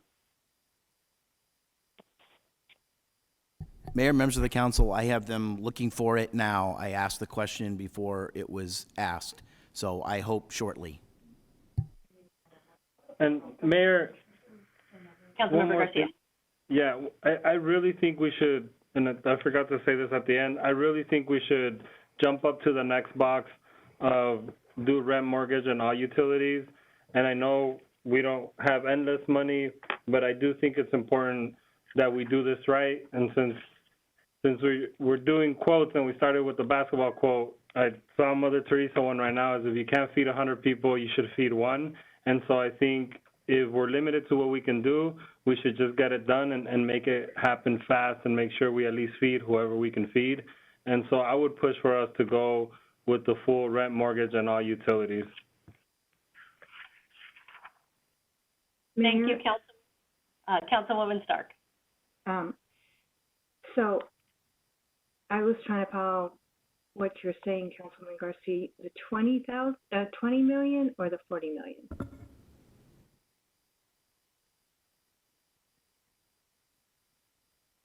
Mayor, Councilwoman Stark, members of the council, if I may, if we're serving 10,000 customers and we're doing what Councilmember Garcia is asking, it would be 20 million to do rent or mortgage and all utilities, which would be water and electric and gas. If you're talking about serving 20,000 customers, you would be looking at the 48 million. I think for now, we should move to the 10,000, understanding that we're setting aside also a pocket of money that we can use, that we're consciously making the decision to set aside some funding in case the demand is huge or we need to come back post-July. And so I would at least want to get us going with the 10,000, which is the 20 million. And then if we need to come back and tap into it to grow, that we have the ability to do that. Okay, thank you. Yeah, that's what I wondered about. I would agree with that. I think we should bump it up. And I hope we can still discuss rent relief for some of our small businesses as well. But again, we'll wait and see what Chris Mackey has to say. But I think 20 million is appropriate. Wonderful. Thank you. Councilwoman Williams. I agree. I think it's especially important to have the gas or electricity as we're going into summer. I think it's just absolutely essential we can provide assistance with that. So I go for the 20 million. Thank you, Mayor? Councilwoman, and Vice Mayor. Yeah, I mean, from the data compiled by the city's Affordable Housing Initiative, we know that more than 1 in every 3 Phoenix households are paying 30% or more on their income on housing-related costs. So I think it's incredibly important that we do rent, mortgages, and utilities. I agree that we should go for the 20 million. I'm sure at this point, if we don't do that, we'll be pushing a lot of people into homelessness. As it is, a lot of people were already one paycheck away from being homeless. So I think it's incredibly important that we move on this as soon as possible. Thank you. Wonderful. Thank you. It sounds like we have council support for the 20 million. Councilman DeCiccio. I support the 20 million, and along with the other council members, fact is this needs to be done immediately. Rent was due May 1 for a lot of individuals, and the eviction notices, I'm sure, were being sent out already for those that have missed their payment. So I would strongly recommend that this get out the door immediately to those individuals that need it. Wonderful, thank you. And we should remember that the governor has an executive order on an eviction moratorium for people impacted by COVID-19, although you are correct, there have still been eviction notices sent out. Councilwoman Williams. I don't remember hearing, can they apply for this once? Is it for 1 month? Is it for 6 months? What's the criteria there? Councilwoman At this point, Williams, they could- Mayor, yeah, members go of the ahead. council, the way the program is built out, on the utility side, we projected out per month for a 3-month period, so the assistance will be for 3 months, and that was on the water side, $300, and on the utility side, $600. On the rent or mortgage, it's $1,100 one time. We could potentially take a look as we do that, as we get through 3 months, to see where we are with the funding at that point. I think that would be important because there's not much sense of paying part of it and not all of it if we want them to stay there. It's going to just come back and haunt them and make it worse.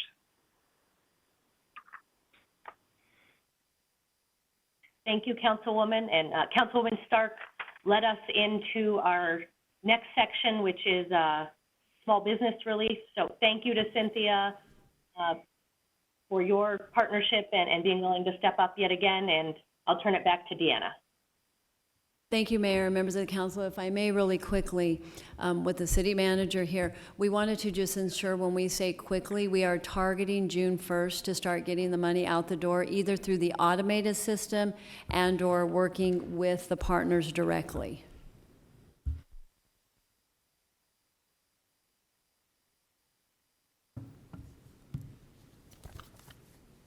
And now, Mayor and members of the council, we wanted to turn to our Small Business Relief Program. And I have joining me today Chris Mackey, who will walk us through the presentation. Good afternoon, Mayor, members of the council. I'm here today to talk to you about Phase 2 of our Small Business Relief Program that we are proposing. As you'll recall, we were with you just this past week at your last policy meeting on April 28th, and on that day you did authorize an additional $5 million for round 2 of our Small Business Assistance Program. That funding is to complete the initial phase of the IDA grant program to handle what their funding didn't cover, and looking at a few other applications that are already submitted to see how we can assist them, and then opening the program back up again for our small businesses. We'd like to talk to you today, after listening to you on the 28th, about a micro business and sole proprietor program for those individuals, a Sky Harbor small business program, a restaurant restart program, some guidelines for our businesses, and touch on a little bit of arts and culture. So first, we'll talk about what you authorized at your last meeting, which is the Small Business Relief Grants Phase 2, or our resiliency grants, and that is $5 million. The first tranche of funding would go to fund any of the remaining grants from the IDA, as you requested of us last week. This would match the other program that we took forward over the past few weeks, up to $10,000 per qualified businesses. They have to be in a qualified census tract. The small business has to have no more than 25 employees, no more than $3 million in taxable receipts. They have to have a physical establishment, but that also could be a mobile food truck or another type of a vendor that they move about. And they have to show a 25% loss of revenue 2020 over 2019 for the months of February, March, and April of each month. Next, as we listened to you this past week, you had a lot of discussion about smaller businesses, our micro businesses, and a lot of our sole proprietorships, just those individual, as we talked about people cutting hair and others that are just those individuals out there. We would propose that we move forward with an additional $1 million in grant funding for them, for those micro businesses that are less than 5 employees. They would receive up to $5,000 per qualified business, no more than 5 employees, but also those sole proprietors, those individuals doing business by themselves. No more than $1 million in taxable receipts. They'd have a physical establishment, but could have a mobile situation. They'd be anywhere in Phoenix, not just in a qualified census tract, and meet the same loss of income due to COVID-19. Now, we really think that that would well complement our Neighborhood Services Department's program that they've put forward that's $2 million to fund our micro business programs in our qualified census tracts. We are hearing from those micro businesses and sole proprietors all over Phoenix that they're not receiving any assistance. They don't qualify for any of the federal programs, so we thought being able to assist those businesses in partnership with our Neighborhood Services Department would be a good way to go. We also looked at a restaurant restart and would propose $1 million in grant funding for those as well. Our restaurants shuttered very quickly. While some continued to do to-go and curbside service, many have not reopened since that initial closing. And so they have a loss to get back to operations of produce and other perishable items that were in the restaurant when they left. They need to do a cleaning that matches the COVID requirements of CDC, and they need to do a distancing and spacing within their restaurants now to match those guidelines that are being authorized by the state. So we would suggest that just our restaurants would enter into this grant qualification for up to $10,000 for each restaurant restart. And then as we look at our aviation small businesses, we do have a number of our small businesses that exist in our terminals of our airport. And we would look at, ask council for $1 million in grant funding based on their pre-COVID numbers of their workforce. Some of those small businesses on our airport are a little bit bigger than we've been talking to you about 25 in workforce.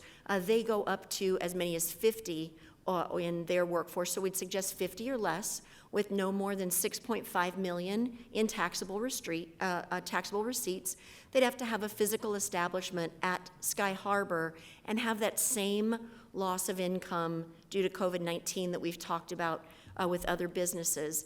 In addition, we have entities that control a number of venues and locations throughout Sky Harbor, so it's the same business, but they're in multiple locations or they run multiple venues at Sky Harbor. So we'd suggest in that front that we look at up to 150 employees if they run multiple locations or venues, and no more than $15 million in taxable receipts if they run multiple locations or venues.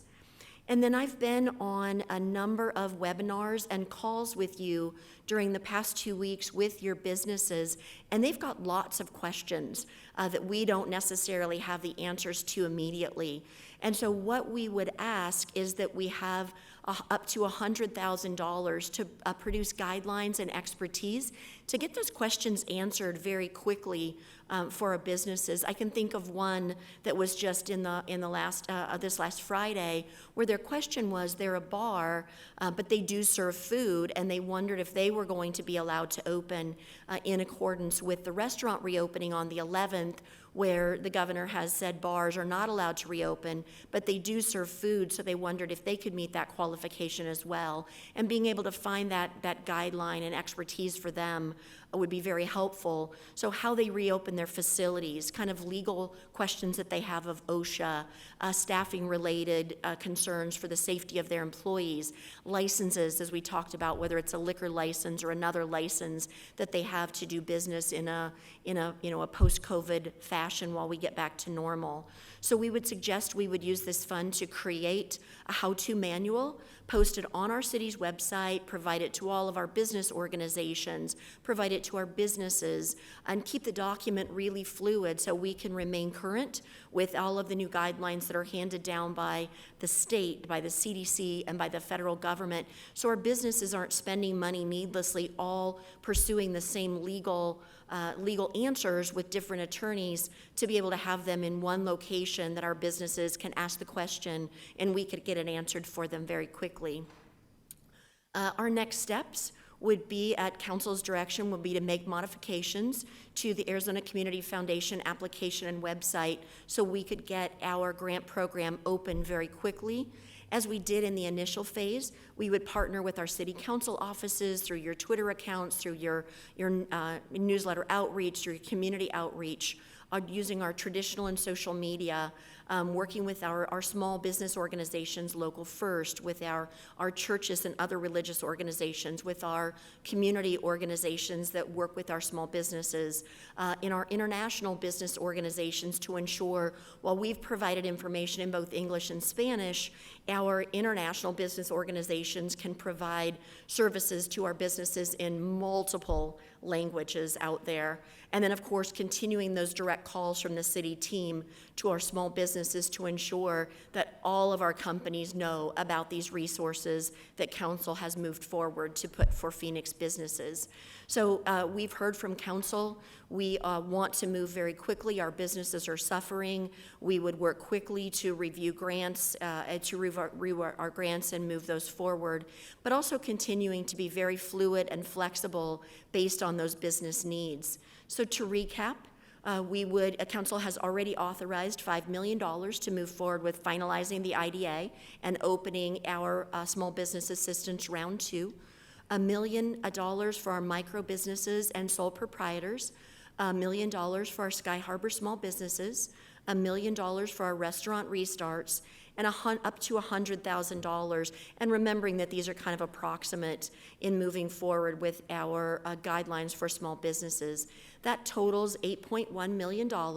So that also leaves you approximately $2 million as you look at a solution for our arts and culture groups that would reach the $10 million that was on our opening slide that showed our small business assistance program outreach.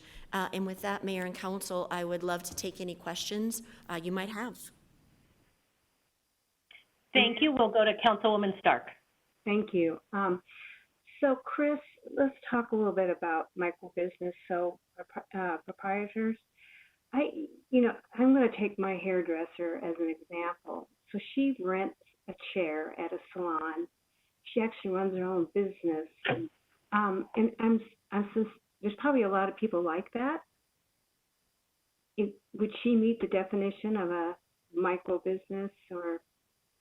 Mayor, Councilwoman Stark, she absolutely would meet the definition of a micro business and would be eligible to apply for that fund. You bet. So I'm thinking in the hair salon I go to, there's 20 hairdressers, and they're all in the same boat as she is. They rent their chair, and they get their own business. I don't think $1 million is enough. Did you land on the $1 million because that's about all you can manage right now? Because I certainly would like to see an increase in that.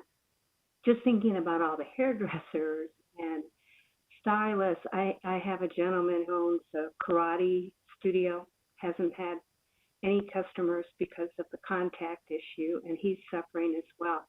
So how did you come up with $1 million? It seems so small given all the small little businesses out there. Mayor, Councilwoman Stark, it's a combination together between the Neighborhood Services Department, micro and sole proprietor grant relief program, and ours that we're suggesting for all over the city of $1 million. So a total of $3 million for those micro businesses and small and sole proprietorships. So as we looked at the number of businesses, and we've got our businesses that we track, as we've talked about before, those 18,000 go down to 5 businesses, 5 employees, 5 employees. And we looked at other mechanisms to identify some of those other small businesses that were out there in the sole proprietor or micro business, so less than 5 employees, and looked at those. And with that ability to assist them, combined with the $2 million of neighborhood services and then another $1 million, we thought the $3 million would be a good place to start. We certainly could, if we go through it quickly, we certainly could come back to council as you look at that additional fund that you have available, and certainly come back and ask for more funding if we see it move very quickly. Mayor, I would like to do that. I am concerned about these small micro businesses, and they do pay rent, and albeit it may not be much, but they still have to pay that, plus they've lost business. I just feel like we need to look at increasing the dollar amount for that.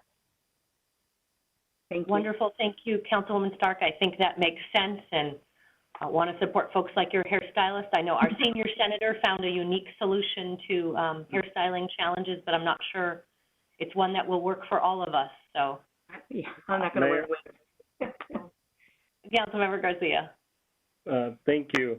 I agree with Councilwoman Stark that we should look into growing that, and similar conversation. I think this is a place where we can also reduce some of the barriers. I've spoken to some tattoo parlors in my district, and they're in the same boat as some of those hairstylists. I had a question about the arts and culture. Is that like small businesses, LLCs? Is that who we're looking to fund here? Or is it, I don't understand the arts and culture, and we didn't really go into it. Mayor, members of the council, we just put a plug number in there of $2 million, and we haven't even really developed that. We would need to bring something back to you, which we could do in the next couple weeks to kind of put some more flesh on the bones of that one. Right now, it's just a holding number for Karen Peters and Mitch to develop a plan. So I full-heartedly, I just think without having a plan and without having a need, having heard from a lot of the micro businesses, I'm wondering if we could move that to the micro businesses, and when we come back and there's a plan or need for the arts and culture side, and I'm thinking about the graffiti artist or some of the other artists who have small micro businesses, and that's who we're trying to support. I think we can move that money to the micro businesses, and a lot of those individuals who create art for a living can probably qualify for that as well.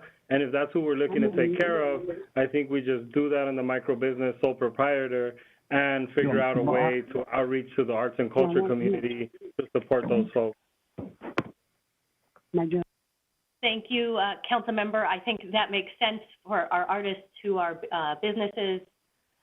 The sole proprietorship program may be a good match for them, but I think it makes sense to do an arts and culture organization relief program in addition. The City of San Francisco has done one, and they have been willing to share some of their lessons from us. I also am very much looking forward to tomorrow's council meeting when we will vote to allocate money that our Arts and Culture Office can then distribute to small arts and culture organizations through a partnership with the National Endowment for the Arts. And so we will have a few different modes with which arts organizations can work with us, because we have, as you mentioned, entrepreneurs, artists, and many different needs in our community. Councilwoman Williams, I think I heard you. Well, I was playing with the mute button. I'm sorry. I apologize. It sometimes lights up on our screen, and Mayor. Someday perhaps also investments in better technology for meetings could be on our list. Councilwoman Pastori. For the arts and culture, will that be going through the Department of Arts and Culture? I mean, will they be administering this and building the criteria? Because are we looking at, when you say arts and culture, I'm thinking of the Phoenix Symphony. Are they going to be able to apply for this, or are we looking for microloans for those small entrepreneurs, artists? What is this looking like? Mayor, Councilman Pastor, that's a good question. Actually, Karen and Mitch have a current structure that they use for arts grants that does include all the way from the large organizations like Phoenix Symphony down to very small and new ones. That's a possibility to start with that process that we could bring forward to you. And so Mitch has been thinking about it and has some ideas about how to do that in the existing structure. But to your first point directly, yes, we would envision that going through our arts and culture office. I would, I'm sorry, Mayor. Mayor, can I speak? I hope we are on the same page here, but I agree with Councilmember Garcia's suggestion that if they are a sole proprietor and an artist, they would also be eligible for our micro business and sole proprietor. I think we have a couple different situations with our arts community, and so there may be different venues or different paths for aid. But Councilwoman Sir, Pastor, I don't know if we were going in the same direction there or not, so the floor is yours. So am I hearing, I'm just wanting to make sure I'm hearing correctly, is that an artist, a micro-business artist would have to go through the micro-business program and not the arts and culture? Mayor, Councilwoman Pastor, if I could, so as the manager has indicated, Mitch Menchaca has given a lot of thought to the parameters of a potential arts and culture relief program, and that would encompass arts and culture organizations of all sizes, as well as the potential to provide relief to individual artists who have lost bookings and other impacts from the COVID crisis. So we have some thoughts about how to do that allocation and would like to bring that to you for your consideration. Mayor, sorry, this is Councilwoman Pastor. Yes, Councilwoman Pastor. But Karen, I just heard from the city manager that this was a placeholder and that was unsure of what we were going to do with it, and I'm hearing two different items. I believe arts and cultures entities do need funding. However, what I am hearing is the small businesses and the micro businesses and the restaurants really need that money right now, and I want to understand where the $2 million is going to or what it's going to be used for. Mayor, Councilman Pastor, we don't know. So there's so many things here, there's so many programs, we couldn't bring them all today. So we have some concepts on arts and culture that we could bring forward. We just didn't do that today because we have so many other things that you're wrestling with. But we could certainly bring arts and culture back at the next meeting for your discussion, because there are choices about size of organization and individual artists versus artist collectives and those sorts of things that would be its own discussion. Mayor? Councilwoman Pastor. I would agree with that because there's a lot of other stuff that's on hold. I'm not saying that arts and culture should not be funded, but if we don't have we're unsure where we're doing, there's $143 million still that we haven't looked at. So I don't know what others want to do. And I would say, I think that the Arts and Culture Group could come back very quickly. So they're probably ahead of other program ideas with what they can do. It was just so much that we didn't bring that in today as well.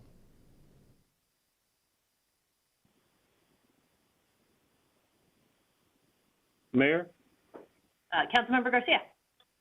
So I'd made the suggestion to move those and add a piece to the microbusiness and sole proprietor. Is that something that we need to vote on, or is that okay with others? I don't know how we're moving forward with the process. Mayor? Councilwoman Stark. Yeah, I would support Councilman Garcia. Actually, I'd like to see $5 million, at least $5 million for the micro business, and then they can come back with the arts and culture at a later date. But right now, I think it's important to help all these small businesses get back on their feet. Thank you.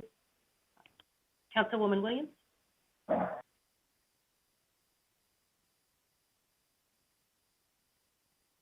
Mayor?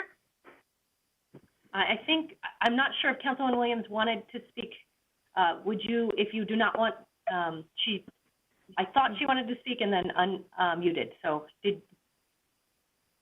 I just support that. I just want to also point out that the total at the bottom does not tally.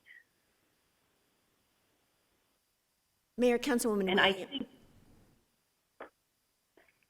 Mayor, Councilwoman Williams, the tally of that is our small business, our micro business, our Sky Harbor small business, our restaurant restart, and the COVID guidelines and studies for our business. That's the $8.1 million you see at the bottom.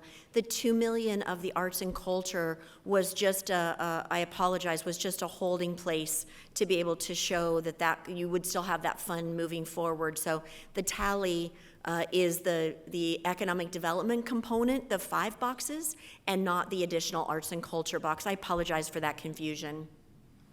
No, I'm just kidding you. I just thought it was funny when I looked at that. Mayor, do you want a motion to up the amount for the micro businesses? Sure. Okay, I would make the motion to change that to $5 million. I'll second it. Mayor, Wonderful, thank you. We have a motion and a second, and I should let folks know we have 18 individuals wishing to address the council on a variety of topics, but more on item C.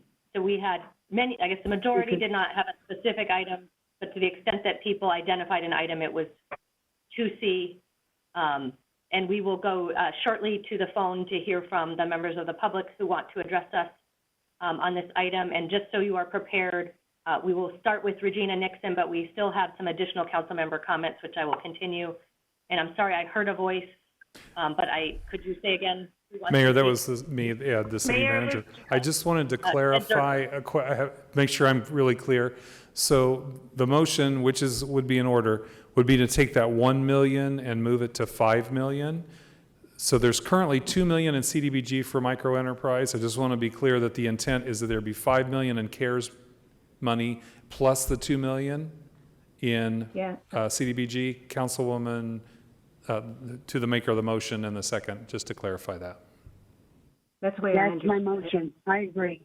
Okay, thank you. That just helps us in our tracking. Thank you very much. Mayor? Yes, is that Vice Mayor? Yes.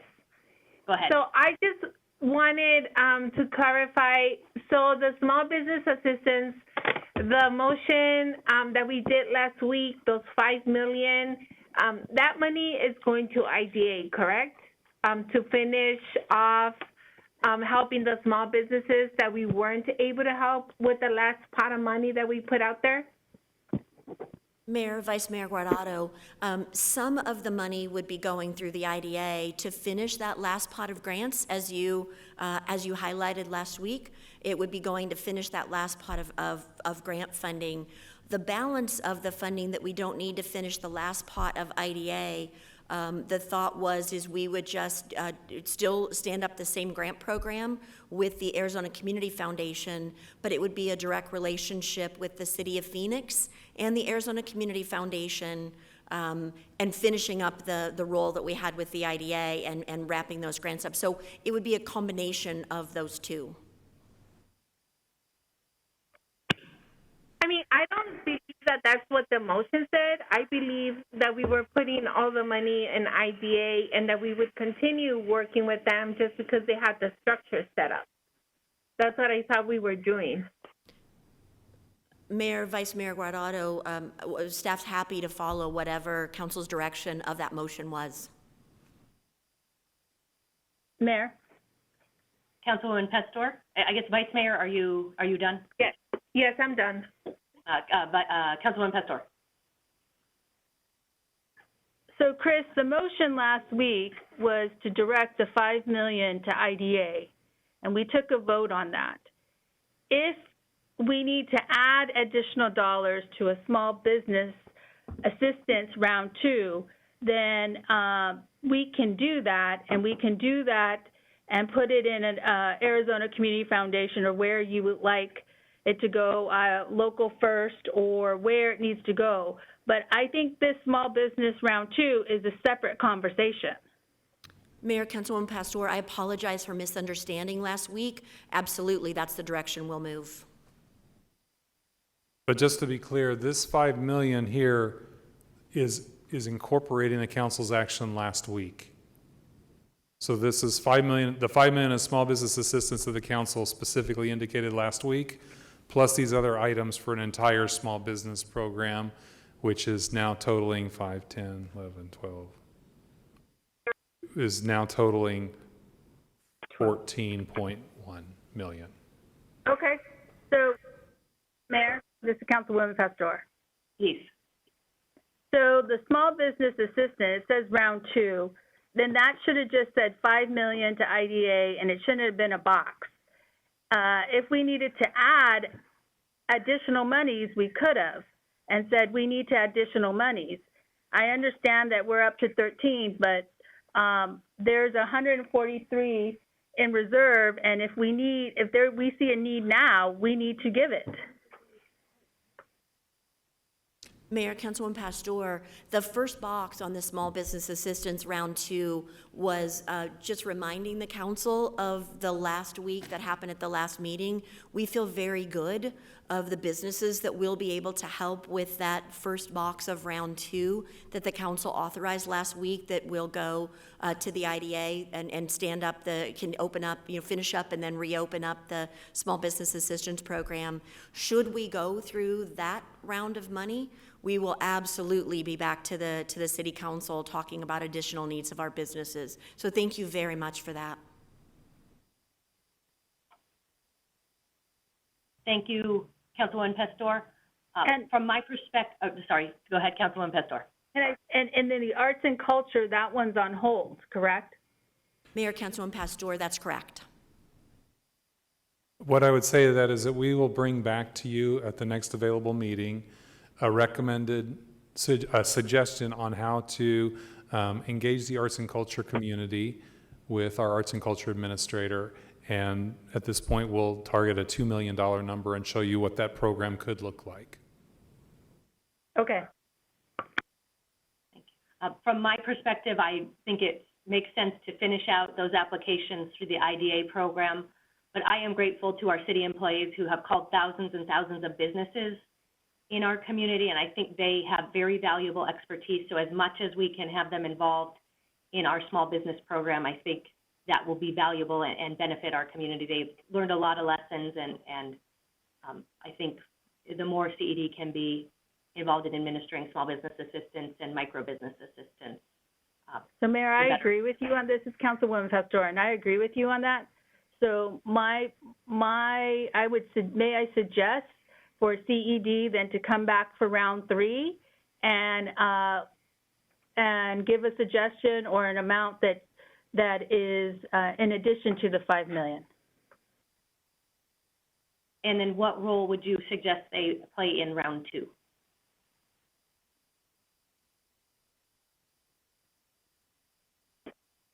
The micro business sold, Sky Harbor small business, the restaurant restart, COVID guidelines for business.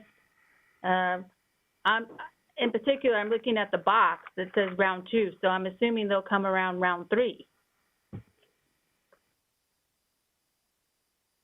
Okay, I would certainly welcome the CED expertise in round 2, but that makes sense. And we have the majority of people who picked an agenda item to speak upon picked this one, so they may also have some expertise.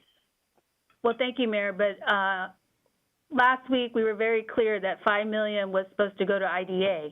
We can add another 5 million into this round 2. I have no problem with that. But last week it was very clear on our motion. And Mayor, Councilwoman Pastor, that box is trying to reflect last week's direction. The Small Business Assistance Round 2, that is a box that's specifically based on last week's action by the council. Councilman Nowakowski. Mayor, I would just thank Chris for all her hard work and that Small Business Assistant Round 2. I think we did a great job on the first round, and we should just continue whatever we were doing the first round. I believe that micro business, I believe we need to help them out a little bit more, and adding a little bit more money there is a good help. I believe that we're going to find out that the restaurants, with all their restarts, and it's going to be something in the future to look into. But I think that if we start these programs, and if we see there's a need for some more love in any of those categories, we should come back and revisit those areas. So I agree with the changes, and I'll be supporting the motion. Excellent, Mayor? thank you. Councilman DeCiccio. I just want to make sure. So the point to Vice Mayor Guardado's comments, you already have a structure at the IDA. So are we putting the additional monies into IDA, or is it going into another structure? I just want to be clear on that. Mayor, The $5 million we voted on last year. Oh, sorry. Go ahead. No, my pleasure. I apologize for interrupting. Mayor, Councilman DeCiccio, the $5 million as Vice Mayor Guardado said, will go into the IDA fund. It'll go into the same structure that was already up and running. Oh, okay, good. That's perfect. Thank you. Wonderful.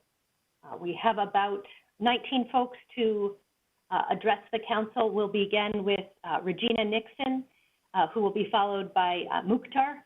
Regina, the floor is yours. Thank you. Can everyone hear me? Yes, we can. Excellent.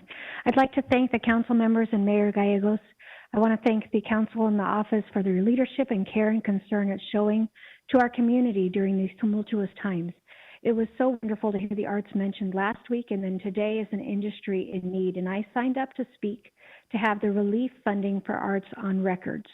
So in good times, the arts are an economic driver contributing over $400 million in economic activity to our community every year and employing over 12,000 people. And they are a significant economic driver to symbiotic businesses like the restaurant and hospitality industries. Today, the majority of every nonprofit organization, gallery, or venue is closed, and 66% of our nonprofit arts organizations have had to implement a reduction in staffing with furloughs and layoffs. These organizations are forecasting a loss anywhere between $10,000 to over $1 million from March until the time that we can safely gather. The Coronavirus Relief Fund will allow the city funds to make available to small businesses, and we appreciate that. We know that the City of Phoenix Office of Arts and Culture applied for emergency relief funds through the National Endowment for the Arts, but it is competitive funding, so there's no guarantee that we will receive it. And only if we are awarded, it's only $250,000 of assistance. I am here to ask that the arts sector continue to be included in small businesses and other relief funding that comes out of the coronavirus relief, $293 million. And we think that $5 million for micro businesses is great, where independent artists can apply, but we also appreciate the $2 million for arts organizations who are showing a significant need right now. Thank you. Thank you so much. We'll go to Mukhtar and then to Bruce Mosby. Hi, can you guys hear me? We can, thank you. Thank you very much, Mayor and the City Council members. I really appreciate everything you guys are doing in this very difficult time to help us. And the reason I wanted to speak today is because I really want the city of Phoenix to think about refugees. Refugees has been struggling with basic services before the COVID-19. Now things are doubled and increased harder issue. One of the main concerns we have the refugee community is everything you guys do right now to help City of Phoenix residents is going to be hard for refugees to access it because of the language barriers and not understanding how the city functions. So before you guys vote and look at this funding to help the residents, I would like the City of Phoenix departments to work closely with the refugee community, mostly the resettlement agencies, the refugee community organizations such as Somali Association of Arizona and other similar ECBO community ethnic organizations. Most of our refugees, and I'm very happy City Councilman Garcia addressed the citizenship questions, because most of refugees are legal residents and not citizens. So I'm glad that was cleared out. Resettlement agency has created almost over 50 small refugee businesses, and because of their situations, they will not know how to access those business relief the City of Phoenix is talking about. So one thing I really want the City Council to think about and to help out is to make sure refugees have access to everything you guys doing right now. Any relief you guys, any grants you guys give, if we just keep it as right now, it will not reach out to the refugee communities. So other cities have made a special accommodation and helped that out. Thank you. Mayor, I have a question for Mukhtar. Yeah, Please. Mukhtar, it's my understanding, or I've heard, that some of the funding that usually comes to the organizations, to some of the social services you all receive, has been lost. Is that true?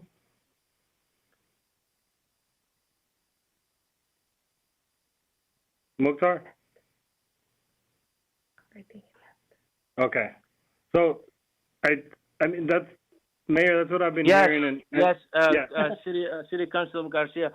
Refugee resettlement agencies and refugee communities receive no state funding, receives no City of Phoenix, any city local government funding. Most of the funding the refugee receives comes to the federal government. And all that has been lost because of the new leadership at the White House. Okay. Thank you, Mukhtar, and thank you so much for all the work you do in your community. Mayor, I know we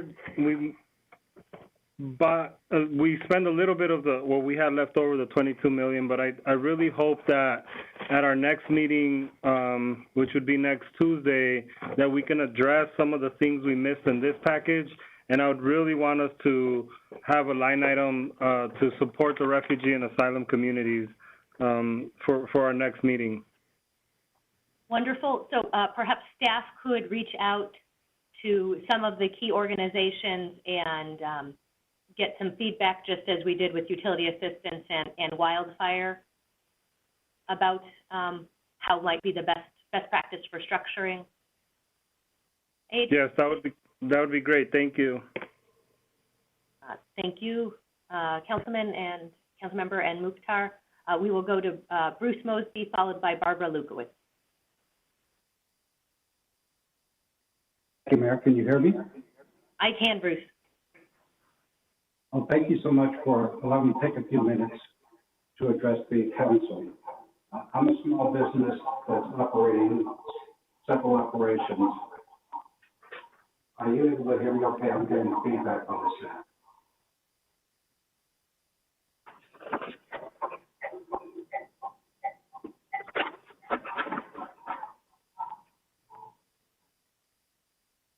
Okay, all right. Yeah, can you hear me okay now? I think that addressed some of the feedback issues.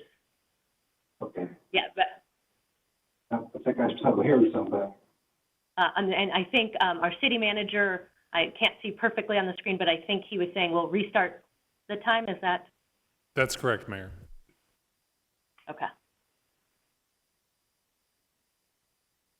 As one of more than a dozen small businesses operating concessions at Phoenix.gov Harbor Airport, in recent weeks, we have communicated with the Phoenix City Council in numerous times and in numerous ways about the deeply troubling current COVID-driven circumstances that's crippling the airline industry, and thus the trickle-down effect that has crippled and brought all concessions at our airport to an absolute halt. My business is not down 5%, 25%, 50%. It's down 96%. Unlike street side operations that have an opportunity to pivot to drive-through or takeout, for us in the airport, there is no pivot. Without rent relief in the form of going to a percentage of sales rent structure for all concessions at the airport, the entire concessions program at Sky Harbor Airport is in grave danger of collapsing, which means we'll all be out of business. We very much thank and appreciate the council's consideration of financial assistance to small businesses at the airport.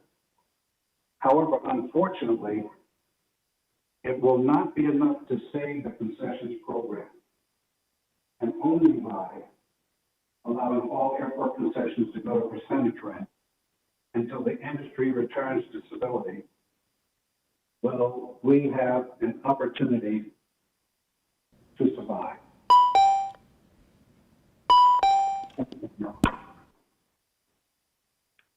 Thank you so much. Barbara Lukowitz will be followed by Craig Tripkin. Mayor? Okay, yes, Councilwoman Stark, I'm sorry. I apologize. I wanted to ask Bruce a question. Bruce, are you still on? I show Bruce on, but unmuted now. I wanted to know, we're showing $1 million to help the small businesses out in the airport. I'm just wondering, in his humble opinion, is that enough to help the minority-owned businesses, especially if they continue to pay rent? And if he's not there, then I can follow up later on with him. Bruce? Yes, I'm here. So, Bruce, I was just looking at the dollar amount on our PowerPoint. It says $1 million. I'm just wondering, is that enough to help the minority-owned businesses in Sky Harbor, especially if you have to pay your rent? Is $1 million enough? I could say that it will not be enough. As an example, 1 month's rent for me was almost $60,000. My associates who are other small businesses are about the same.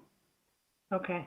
So one can see that in one fell swoop, that $1 million would be gone in less than a month, and we'd all still be in the same situation. Okay, thank you very much. Thank you, Mayor. Thank you, Councilwoman and Bruce. I believe I had called on Barbara, followed by Craig. Barbara, the floor is yours. Yes, Mayor Gallego and members of the City Council, I decline to speak in the interest of saving you some time. So thank you. Wonderful, and thank you for your previous testimony and at our council meeting on addressing homelessness and social services. Craig, followed by Nedra.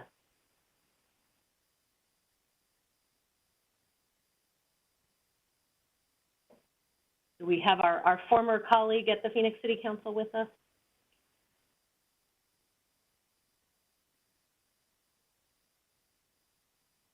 Craig, I cannot hear you.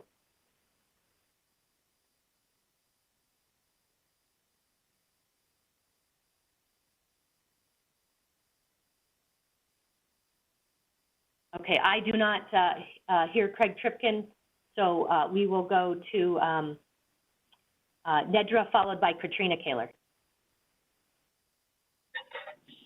Thank you, Mayor Kate Gallego and council members. My name is Neda Sumig, and I'm a former refugee who was resettled in Phoenix, Arizona. In my current role, I work as a refugee community organizer with We Are All America and CASE. Last week, council members Garcia, Guardado, Pastor, and DeCiccio advocated for direct assistance to families, and I want to thank you for that. Unlike last week, I hope today we can move this forward for the sake of our communities. So many people in our cities are really struggling right now. We need this COVID relief money to be used to help people immediately. So we ask the council to vote for a relief fund to give rent and bill assistance to everyone in need, especially our undocumented refugee and asylee communities who are the backbone of our city and are currently feeling the brunt of this pandemic, and will feel it for a long time after. We feel that you do have a sense of responsibility to our communities, and if we don't do anything, we will continue to see the rise in homelessness, mental health crisis, and community decline. And among the refugee community in particular, we have seen between 70 to 90% of working families in Arizona Majority who are in the hospitality and service industry lose jobs in the last 30 to 45 days. Many of these families were not eligible for the stimulus relief funds and have not been able to access state benefits such as unemployment insurance. In addition to that, our resettlement agencies, community-based organizations are at a capacity and they're struggling to keep up. And out of the $350 million that was supposed to be allocated from the stimulus package to the Bureau of Population, Refugees, and Migration Program, we now have learned that it's been diverted. So thank you for your support. Thank you for considering this meeting. Wonderful. Thank you so much. Katrina will be followed by Luke Black. Thank you, Mayor Gallego and City Council members, for your dedication to residents and your careful consideration of the $293 million of CARES funding. My name is Katrina Kaler, and I serve as President and CEO of ArtLink, Inc., a nonprofit organization formed in 1989 by artists who knew that our city's economic development is linked to the health of our arts and culture community. Last week, someone stated that artists are fine at this time. However, this isn't true. Artists are not fine, and the majority are sole proprietors and part of the gig economy, knitting arts and non-arts jobs together to make a living. Last week, several funders and organizations made small grants to 230 individual artists with pooled money to help to support these artists and creatives experiencing canceled events and terminated contracts due to the COVID-19 pandemic. Over 500 artists applied within an application period that had to be closed after only 8 hours, and another 1,000 plus artists signed up to be on a waiting list to see if the application will reopen. These applicants documented a minimum of $1.5 million in canceled contracts from March to June alone. The true income loss is likely 5 to 10 times greater given the fact that these artists were only asked to substantiate immediate lost income up to $1,500. The job loss in the arts and culture sector is simply staggering. I am here to ask that the arts sector in all its forms, for-profit galleries and venues, nonprofit organizations, and individual artists be supported by the City of Phoenix's coronavirus relief funds. I'm also grateful to see arts and culture being introduced here, and I'm certain the information shared in your pending conversation will validate the decision to support.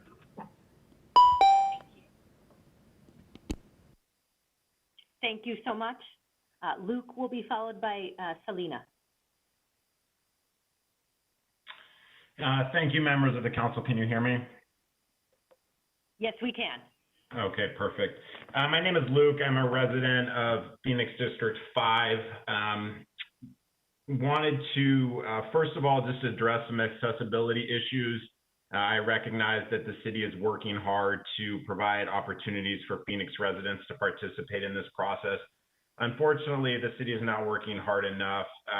You all have $293 million in federal funding specifically set aside to help COVID-related expenses.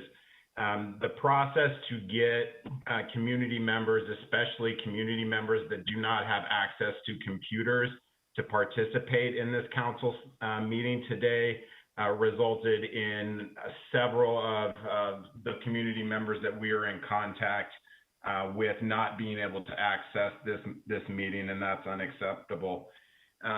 Secondly, I wanted to touch on the assistance component that you all have discussed for Phoenix residents.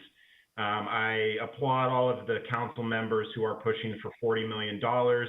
That is courageous. That is what we need. Phoenix, as the 5th largest city in the country, needs to be setting a standard for how it is supporting the residents of this city. And so I would ask that you all vote accordingly and approve $40 million in funding for Phoenix residents. That being said, I would thank council members Garcia and Pastor for highlighting the fact that the city is not doing enough to support residents that do not have citizenship status. The city is quite adamant about needing support from those residents when it comes to paying sales tax, when it comes to filling out the census. But in this moment of need, when the need is higher than what any of us really understand, the city is not moving on that. And so I would push the city and I would remind council that they have the authority to direct the city manager's office and the budget office to find money within the city budget that is not tied to federal guidelines to support folks with status that is other than citizenship. So thank you. Vote on the $40 million, please, and find money within the city budget to support communities that do not meet those federal citizenship requirements. Thank you. Thank you, Luke. We will go to Selena, and then I'm going to turn to our city staff. If we could get an update on some Spanish language access and ways people can participate without internet. We certainly are welcome and open to ideas about how we can do this better, but we have some small steps forward that I will ask our staff to share in a moment. But I know we've already called on the next speaker, so floor is yours. Hi, this is Selena Imam. Thank you, Mayor Gallego and all council members. This is my first time attending this meeting. I'm a director for ICNA Relief. This is a faith-based organization, and we actually help to strive the to build a healthy community and strengthen the family and create the opportunity for those people who are in need. So last few months, even though we have a lot of other programs like our transitional home, we do refugee services, we have back to school program, we have free health clinic, but last 2 months, we've been focusing on only distributing food who are in need. And our organization is donor-based organization. Our community member donated. We never actually had to ask for any grants or anything else. We had a pretty good community here. But this time looks like we are in crisis and we are in a lot of need. So like I said, we help the refugee community, a lot of Latinos, undocumented migrants community, they are reaching out to us, and as well as the Navajo or the Native Americans, they are in dire need too. So we've been serving at Yuma, Phoenix, Tuba City, Grand Canyon. So my question is there any fund for these Native Americans? I mean, is there any way like we can help them with the food since they're in dire need right now?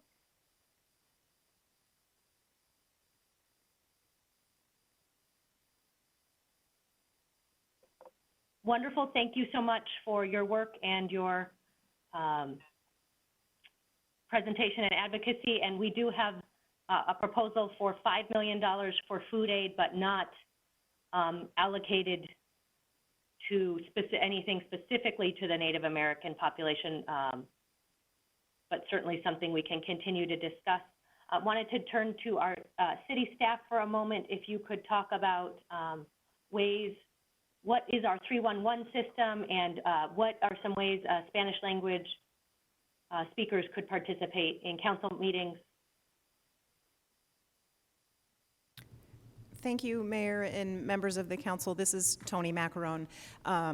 We are making some improvements. We've briefed many of you, and we have briefings with you the rest of this week, and we are making some improvements that we are really excited about to allow residents a more easy access to participate in our meetings.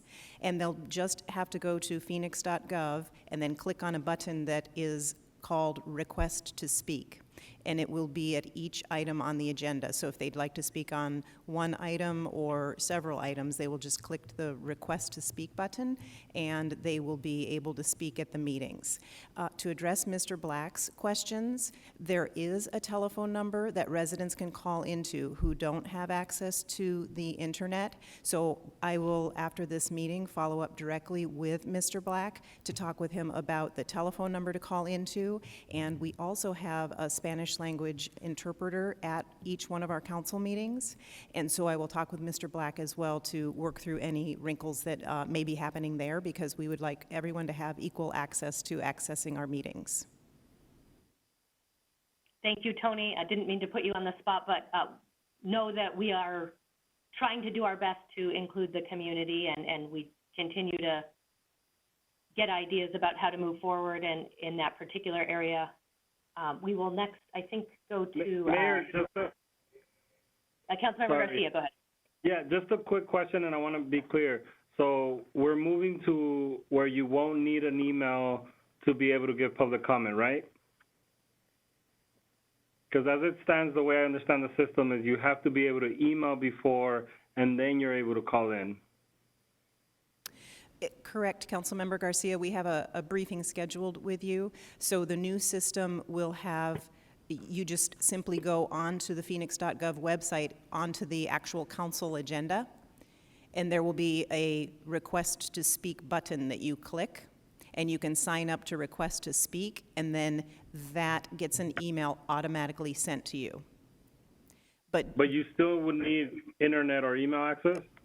Correct, Councilmember Garcia, and that's what I was just going to follow up with. There has been a telephone number, and there will continue to be a telephone number for residents to call into to participate if they don't have internet access. So that's why I am more than happy to follow up with Mr. Black after this meeting to talk through how we can work with the people that he's mentioning so that we can certainly have everyone have equal access to the meetings. Thank you. Thank you. It does help us with some of the technical issues if people do have internet if they use it, but we understand that is not an option for many people, and one of today's discussion items was trying to make it an option for a few more people. Zinat Hassan, followed by BD Hernandez.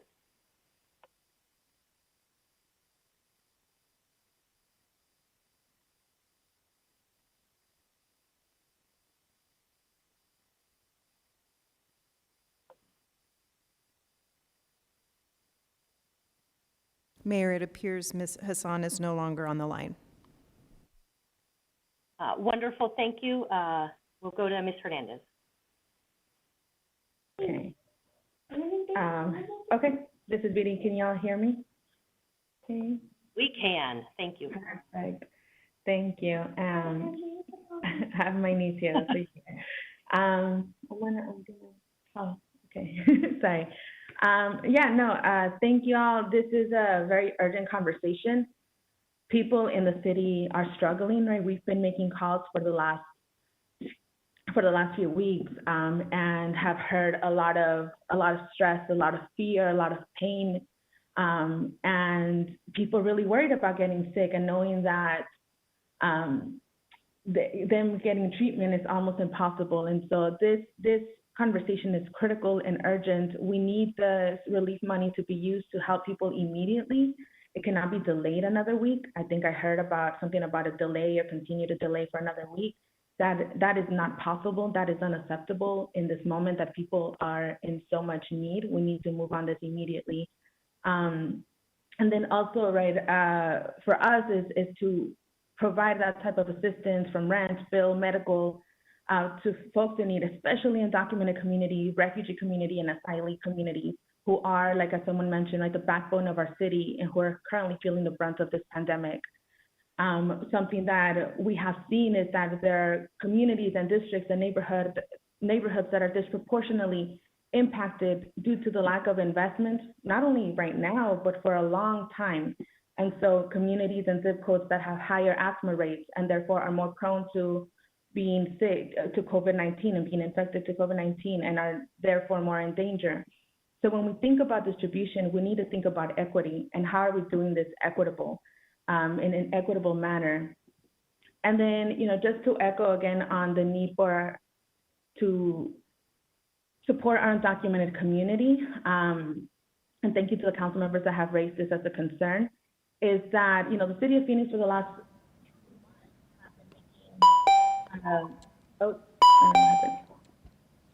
is that time? Finish this time. Have been making a push for people to count on the census. And I think right now the city has to make a choice. Either we count as undocumented people or we don't.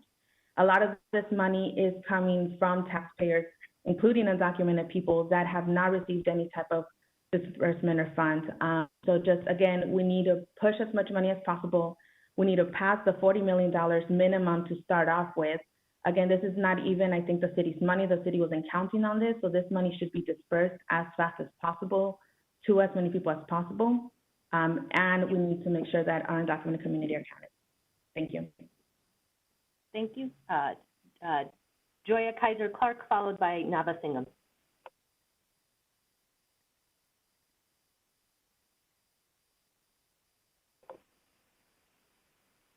Good afternoon. Can you hear me? We can, thank you.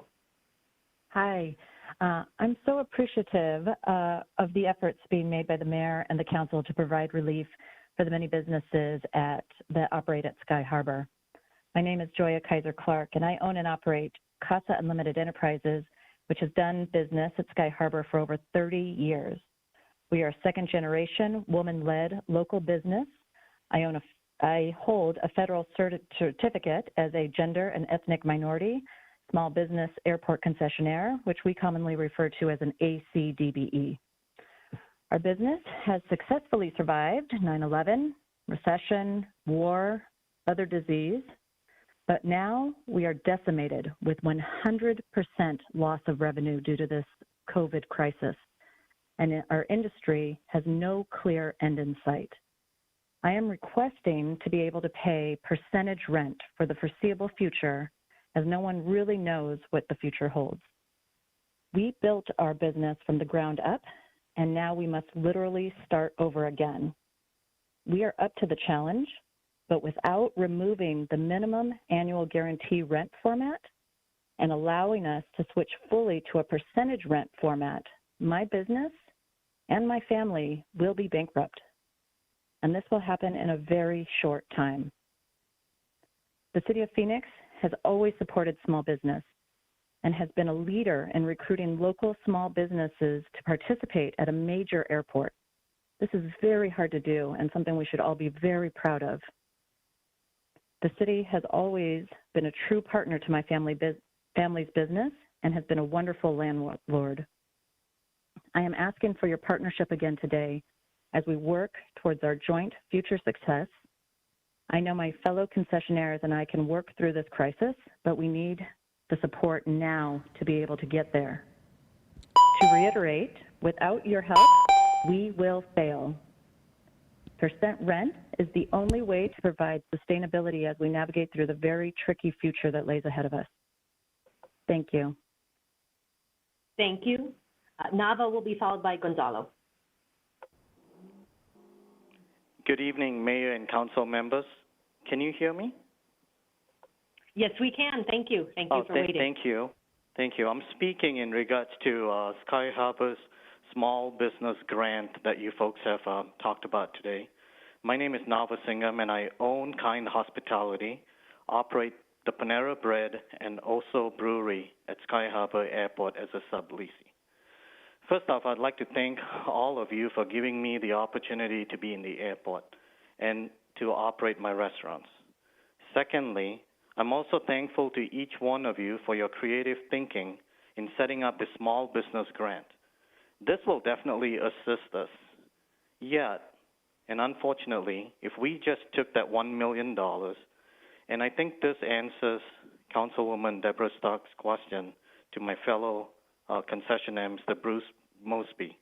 If we took that $1 million and we divided it up into equal parts of all our small business operators, that would be approximately $50,000 each.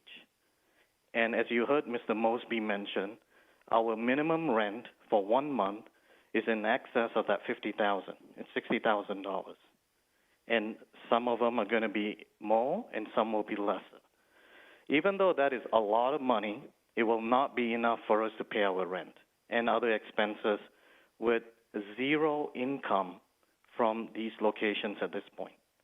My request, or my honest ask, is that Mayor, you and the council members reevaluate the rent structure at the airport and remove the minimum guarantee rent and go to percentage rent until the traffic comes back to at least a minimum of 75% of last year's numbers.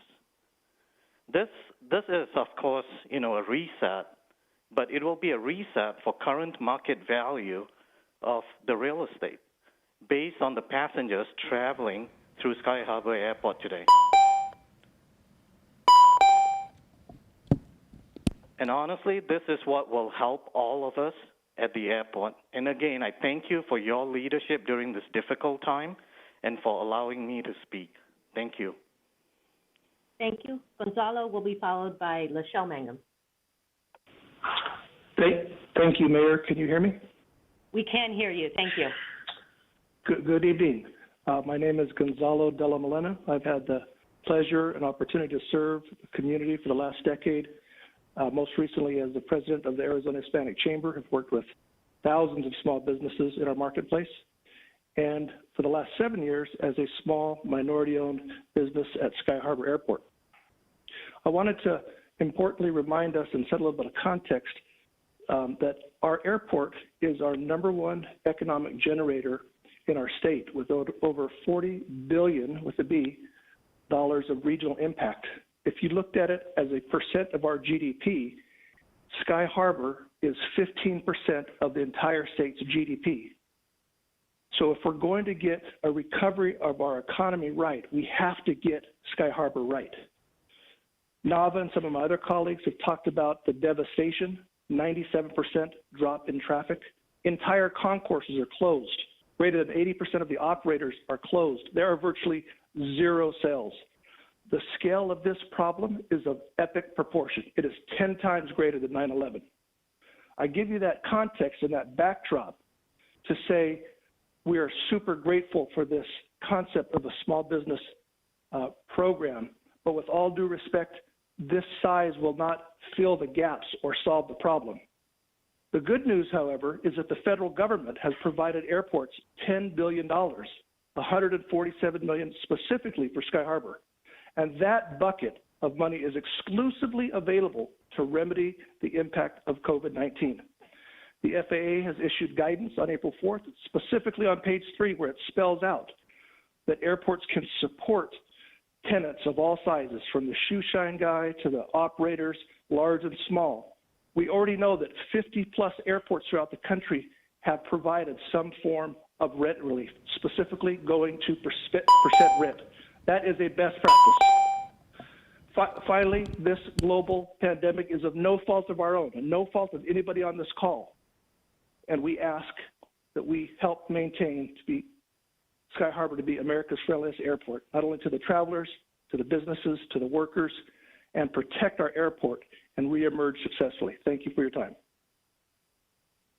Thank you so much. We will go next to Lachelle, and then I will turn to our city staff to see if anyone else is waiting online. Lachelle, the floor is yours. Thank you very much. Can you hear me okay? We can. Thank you. Wonderful. Mayor Gallego and members of the council, thank you for the opportunity to speak with you today. My name is Lachelle Mangum, and as a woman-owned minority small business operating retail concessions at Sky Harbor Airport, which is the largest economic engine in our great state, we ask for your assistance and consideration to pay percent of rent and to remove the MAG, or else we won't survive. 45% of our business at Sky Harbor Airport are minority-owned. This is a fact that all of you should be very proud of, and we thank you for the privilege to operate at the airport. All of us have been impacted by these unprecedented times, and none of us know where we are headed next. Therefore, it's imperative that you all consider and do everything in your power to support the airport small business with percent of rent. Airport traffic is down 90%. We need airplanes in the air in order for us to survive. It could take possibly 18 months to 3 years before revenues return to our 2019 numbers. And none of us know what the future holds for us. As an ACDBE, we cannot afford to pay any of the MAG. My debt service to my loan is the same whether I have 10 customers or 10,000 customers. I have to pay it each month. Therefore, we respectfully ask for only percent of rent, which is a function of the airport's customer traffic. Thank you for your time and consideration today and all that you guys are doing. Wonderful. Thank you for your testimony. Thank you to all the members of the public who participated today, whether by phone, email, or web service. I will turn to our staff to see if I have missed anyone who is wanting to deliver comments orally. Mayor, everyone has delivered their comments for today. Wonderful, thank you. We do have a motion on the table, and I will turn back to council members for comments, or we can move forward with a vote. Mayor, could you repeat the motion?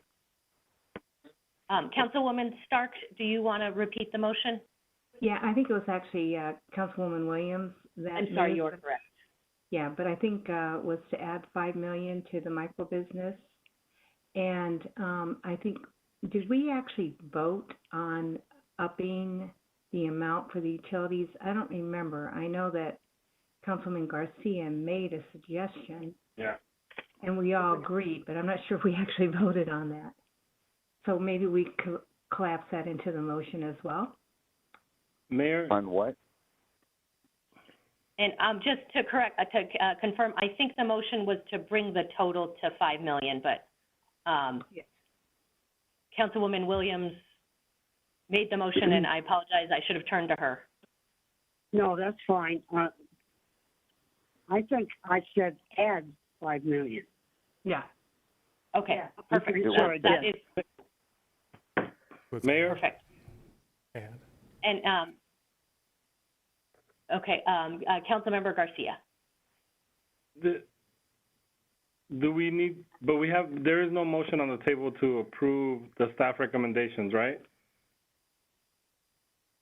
No, the motion that is on the table right now is related to additional funding for sole proprietorships. I think for the ease of logistics, perhaps we could take a motion, and I'll make a proposal and then turn to our city manager and council members for feedback, but perhaps we could move forward with the motion on the table and then go to a motion to staff recommendations, which could include an increase in the funding for utility assistance, which we clearly have the 5 members of the council who would like to do. City manager first, and then I'll go to the council. Mayor, thank you. Again, I'd just like to clarify what Councilwoman Williams said her motion was. Was it to add $5 million to bring it to a total of $6 million for micro enterprise, or was it to take it to a total of $5 million? Well, it's been so long ago, I'm not absolutely positive. I just know all those hairdressers and the nail people are independent little people. I think we will go through 5 very fast, so I said add 5. Okay, thank you for that clarification. So, Mayor, I think that that actually would be helpful if we just started here with that motion. What I have, it would mean that the small business assistance grouping would be moved to a total of $15 million, with $5 million to small business, $6 million to micro enterprise, $1 million in an airport small business program, $1 million in restaurant restart, $100,000 for the guidelines, and $2 million for an arts and culture program, which we will then bring back to the next meeting, ideas about the structure of an arts and culture program. And then from that, then move, as you said, to a larger motion. Do you want that all in the one motion? My proposal was we just take the motion on the table, and then I could come back for an additional motion if that would work. That's fine. Okay, so does anyone have any feedback on the sole proprietorship motion? And then we will go to more general discussion of CARES Act funding. But are we ready to vote on sole proprietorship and small business? Councilmember Garcia. I'm just not sure of the arts. Are we adding it now, or are we waiting until next week and then voting for those $2 million then? I'm not sure in the motion of it, because I know they were going to bring back a plan. Is that when we're voting on it?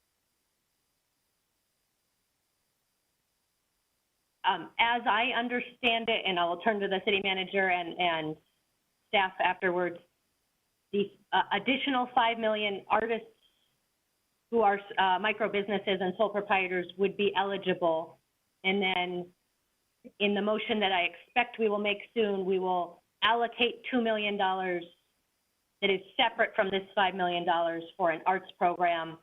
So the money would be allocated, and then we would hear the details at the next council meeting. And that is a program that would include our nonprofits. City Manager, how did I do? Mayor, that sounds correct to me. Council member, what do you think of that? Garcia. So I just think we could have got some of this stuff done, and last week we were told to not pass things without a plan. But again, majority of council, whatever they want to do. I would just like a plan. But if that's how the motion's made, I don't know, Councilwoman Williams, we can move forward. But I just also have a question of, are we going to have to vote with each bucket, or are we just going to come back and do a motion for the whole thing after? Well, Mayor, I think I just said, you asked me to make a motion I had already made, and then we would make a second motion, what City Manager said. Is that correct? Yes. Okay. So I hope that explains it, Carlos. Mayor? I don't care. This motion, I will turn to staff for a roll call in a moment. We are about to vote on a motion that would add an additional $5 million to the micro business and sole proprietor. So right now, we have that motion on the floor, and I'm taking comments on only the micro business. Any additional comments on micro business? So, Mayor, can I just say something about, I don't mean to be critical, if I can. Absolutely, Councilman Waring. So I just, this isn't a criticism of staff or any member or anything, but I definitely, I don't want to put words in people's mouths, but I've had, said the last hour, concerns about, we're sort of moving money around left and right, and it's pretty clear staff wasn't sure exactly what we were doing, and it sounded like at least some members weren't exactly sure either, so I don't think I was the only one. Could there be some sort of overall recap? I guess I assumed we might vote on the whole package and then amendments or make a motion for the whole package and then amendments for changes or something. It just seems really, I'm just afraid there's going to be a mistake or confusion, based on what I'm hearing on the phone. And we are on the phone, that's nobody's fault, it's just what it is. But is there somebody who could do sort of a global recap of what they think all these motions are going to do? Because maybe I'm the only one, but I definitely sense that maybe it wasn't as clear how this was all going to turn out as it could be. And it's a lot of money, and it might turn out to be money we would like for something else down the road too, if we misuse it now. I'm not saying any of these things aren't meritorious, but that's just my 2 cents worth if you want to go forward. But I would personally appreciate just sort of what are we doing here? Like a global, like we took all these motions and did it. Could we have one more walkthrough? Thank you. Thank you, Councilman Waring. Mayor. Certainly a fair request. City Manager. Mayor, if I could, my understanding, if I take the conversation in its totality today, my understanding would be, and I will refer to the slide number 46, if someone could put that up on the screen, which shows in large part the 75 million community investment, the 75 million city operations, the 143 reserve. And then it goes through the categories where the council has indicated, and no votes have been taken, but what I heard was that the utility assistance, which was previously 22, would change by going to 10,000 customers for all utility assistance plus rent assistance, that moved it up to $20 million plus administration. So that utility assistance would go up. My rough calculations would go up to $30 million. That would drop the unallocated funds at the bottom by $8 million, and that would remain balanced. Secondly, I heard that there's a desire to add $5 million to microenterprise, which would move the business assistance number to $15 million. What we're doing here is trying to get just a policy direction that we can put some more definition to. And what I would propose then would to bring back next Tuesday this whole thing so that the council can see it all put together again to make sure, to Councilman Waring's point, that we didn't miss something. And I would just also emphasize, what we're doing today is not actually spending the money, because we'll need to come back to you at formal agendas to do that, and you'll actually see some things tomorrow, spending on PPE, for example. But it's just simply giving an overall framework that the council can see as a large plan that then we'll attach things to. Mayor? Mayor. Councilman Waring. Trying to hit the right buttons here. Okay, well, I appreciate that explanation. I thought it was necessary. You know, if I was confused by it, I can't even imagine what people in the audience might have been thinking. So, okay, well, I appreciate that very much, and like where we're going to be at going forward. And again, this wasn't a I know everybody's under the gun, and I am not criticizing anybody for their performance on anything or for having ideas and trying to change things. But, you know, that is it then in totality, what we would be doing today. Is that correct, Ed? Mayor, Councilman, yes.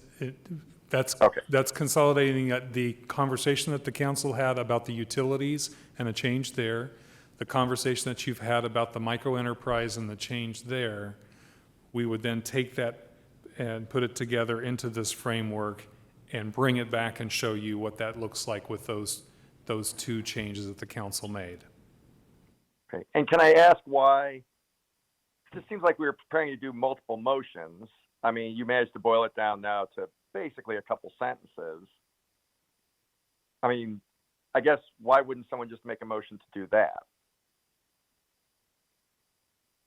That would certainly be fine with me, and I think the city manager made an important clarification that the voting timeline, if we voted today or Tuesday, would not delay the funding. So a few weeks ago, we developed and unanimously passed a plan to combat homelessness. On tomorrow's council agenda, we have several votes, such as to do funding with UMOM, Native American Connection. Could you mute your phone, please? Mayor? Could you, council member, could you please let me finish? Tomorrow's council agenda, we will have votes to implement that homelessness plan. So we are voting on partnerships with Native American Connections and UMOM and other organizations. So the timeline for implementation is driven by those formal agenda votes and not these votes we are taking on the overall policy of our City of Phoenix CARES Act dollars, the coronavirus relief funds. So although we unanimously approved that plan to combat homelessness a few weeks ago, the implementation votes will take place tomorrow at our formal meeting, which is at 2:30, and people are welcome to join us for that. Thank you for giving me the floor, Councilmember Garcia. You may go ahead. I don't think that was me who's not on mute. Okay. Sorry. On my screen, I wanted to talk, but I think somebody else is not on mute. When I was hearing Mayor, the blue box around Councilmember Garcia was the one showing up, so I assumed it was you. Yeah. So this is really concerning, and why I was trying to push for this vote to happen last week, so that we can have the vote tomorrow. And so now you're saying that we won't be able to get started with this for 2 more weeks or 15 more days. And that's just simply unacceptable, Mayor. And I don't know how we can talk to staff about moving this quickly, especially the rent and utility assistance. The fact that we wouldn't vote today to try to move things is just not acceptable for me. And so I know there's a motion on the table, but I would want an opportunity to make another motion after that's done to get this through and make sure we could implement it as quick as possible. I think we should have got this money out, like I said before, a long time ago. And so I would appreciate the opportunity to expedite this and then talk to staff about what's the fastest way that we could get this going. Do we need to call for another council meeting? Do we need to do something else to make sure that this moves quickly? We will turn to our city manager to talk about timelines for implementation and the need to develop contracts and follow federal guidelines. Thank you, Mayor. Councilmember Garcia, to your question. So the ability to implement these things isn't determined by whether you vote today or tomorrow or next week. What we have right now is a direction from the council that we need to do utility assistance at a level that you're specifying, and we need to get contracts in place with wildfire and get basic requirements established. That's going to take us a little time. It's going to take us longer than a week. So the council establishing a general direction here, as I described, is extremely helpful because it gives us a direction we're pointing in. And then we bring back to you, and we'll bring back to you just as quickly as we're able, those individual agreements, for example, in utilities with wildfire, so we can get that done. We will not slow that down. You will get that. I can't say it'll be next week or if it'll be on the formal of the 20th, but it takes us that amount of time to get the structure put in place. And as Ms. Jonovich said earlier, our goal is to try to have money available to go out June 1st. It just isn't possible for us to get it done before then, physically get that organized in that way. So I just wanted to assure you that taking this time to get the plan put together right isn't at this point going to delay our ability to implement the direction that you're setting for us now. Mayor? Mayor? Was that Councilman Waring? Councilwoman Pastor, I think it's Councilwoman DeCiccio. Okay. Councilman DeCiccio, go ahead. Just a quick comment to Councilman Garcia's point. Even though the evictions have slowed, their accumulation of debt hasn't. And these individuals could be evicted pretty quickly. So the faster we move, the better off. And I think that was one of the discussions we had last week, is because rent was due. And I trust you're doing as best as you can, Ed, but we've got to get this out to people as quickly as possible. I mean, yesterday was too late for a lot of people. Do you know what I mean? So, do what you can, but we've really got to get this thing moving. The second question I've got, I just want to be clear. We had multiple individuals talk about legal status. Is this targeted only to those that have legal residency and status, or does it include others? We had multiple people ask that question, and I don't think we got a clear answer. Mayor, Councilman DeCiccio, I'll turn to our city attorney on that question.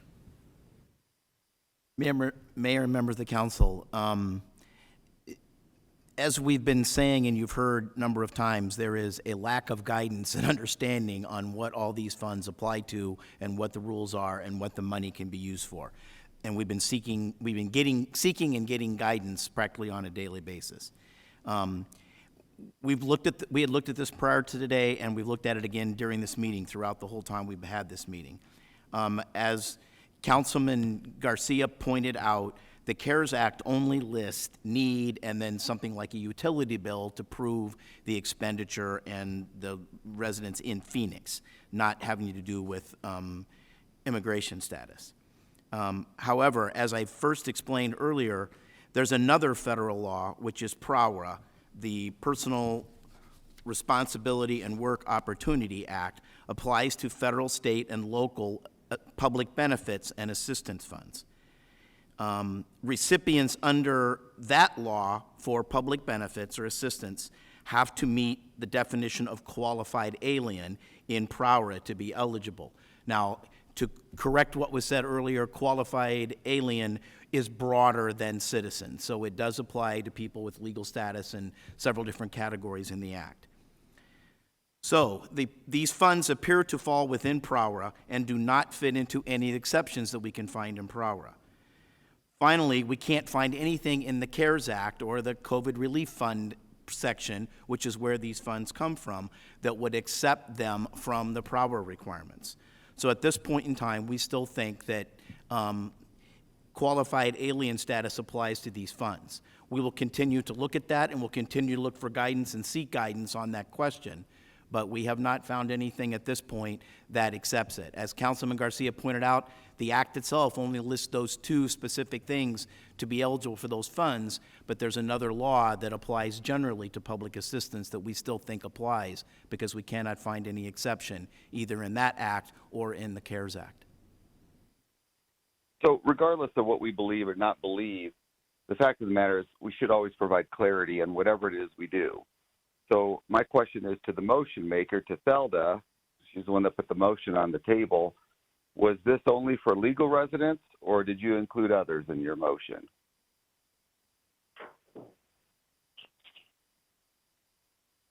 Actually, I didn't think of it either way. I just assumed whatever staff comes up with that is permitted is what's included. Well, what's your intention? What's your intention? My intention? I mean, you just have to provide more clarity. Saying what staff wants to do does not. Mayor, You know what legal says we have to do. Could we turn to the city manager, please? Mayor and Councilman DeCiccio, I think what we all would want to do is to follow the law, and the city, and that's what we will do. What the city attorney has said is that our understanding right now is that federal law controls on this that requires legal status in order to be qualified. We would follow that until we get further guidance from the federal government. And I would just say there are 50 states and 38 other cities and counties in the country that have the exact same situation we do. And so we will continue to scour with them whatever guidance there is. But we will have to follow the law as we understand it. Thank you. Councilwoman Pastor. Mayor, this is to the city attorney, the city manager. Last week when we showed up, there was an outline. I worked diligently, along with others, to build a framework and put a framework in, and I even put dollar amounts. And I was told that I needed to wait to come today because this is where a plan was going to be formulated and dollars were going to be formulated. Last week we took a vote, and I'm not understanding why we're not able to take a vote today and take a vote on the whole thing and start moving what needs to be moved. And as we stated last Thursday, rent was due last Friday at the beginning of the month, May 1st, and rent's probably going to be due this Friday. And people are hurting, and we need to start moving. And it's just frustrating. This whole process has been frustrating because I think dollars need to get to our community. Mayor? Councilwoman Stark? No, it's Vice Mayor. Vice Mayor. Oh, okay, Vice Mayor. I mean, we just have to move this money because at this point, we're not talking about the fact that people need to pay their rent. We're talking about that I'm sure like people are now depending on the school district to feed their families. From what I'm hearing out there, we have families that are hurting. We have families that are picking and choosing what type of food they're buying for their children right now that they're not in school. Like our families are in pain. Our families are hurting. Our families have lost their pride because they've lost their jobs. They're not able to provide for their families. And this is something that is a lot more personal than we even think. And we just have to move this money now Like, people need the money. We need to figure this out. And I just think we just have to move it forward. People are hurting. People may not be getting evicted and they may not be losing their homes now, but they've lost their confidence, they've lost their pride because they've lost their jobs and they don't feel that they can provide for their families. And we just have to be there to help them out in these times. Thank you. Thank you, Vice Mayor. And I think it is also important, I know council members know this, but the council has already on a formal agenda approved eviction assistance, and we did do that unanimously, so that resource already moving forward. I think everyone agrees that the community is hurting, as is our entire country, and that our community needs assistance. The need is so large, and every level of government must step up. I would still propose we move forward with a vote on the sole proprietorship and then go to a more general vote. So with that, let's go to roll call, and this will be to add $5 million to the sole proprietorship program. This is Councilwoman Williams's motion, seconded by Councilwoman Stark, and we will go to roll call now. Councilman DeCiccio? Yes. Councilmember Garcia? Yes. Councilman Nowakowski? Yes. Councilwoman Pastor? Yes. Councilwoman Stark? Yes. Councilman Waring?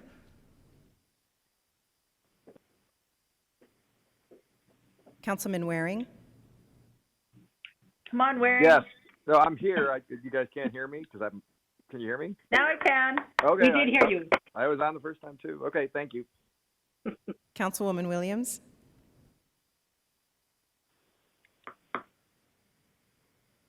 Councilwoman Williams? She did a thumbs up, but let's do a verbal. Vice Mayor Guardado? Yes. Yes. Thank you, Councilwoman Williams. And Mayor Gallego?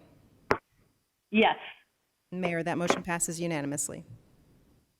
Wonderful, thank you. So we have greatly expanded our small business and sole proprietorship program, and I think perhaps Councilwoman Williams had a more general motion on the staff recommendation, including moving up to the next block of 20 million on the utility assistance.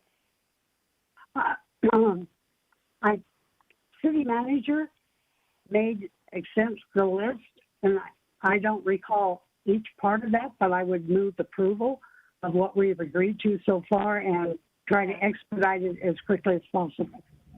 I'll second it, Mayor. Michael second. Thank you, Council Members Williams and Nowakowski. Okay. So this would be a more general discussion on all we have covered, and we'll open it up for council member comments. What are we doing now? Mayor. Or a city manager, if you need any clarification, we can first turn to our staff.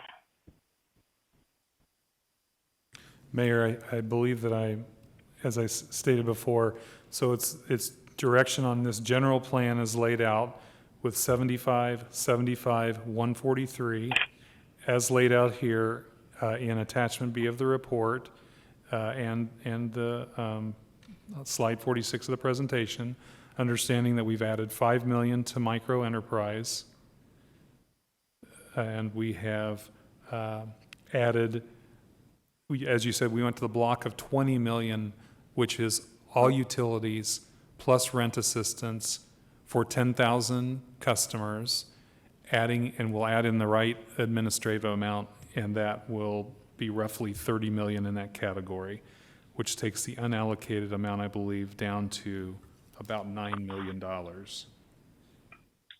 I think that's what I said. Thank you, Councilwoman.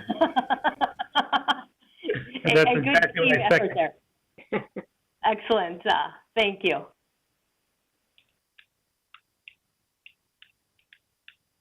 Okay, council member comments, and I'm sorry if those could wave again or speak again who wanted to speak on the Williams-Nowakowski motion.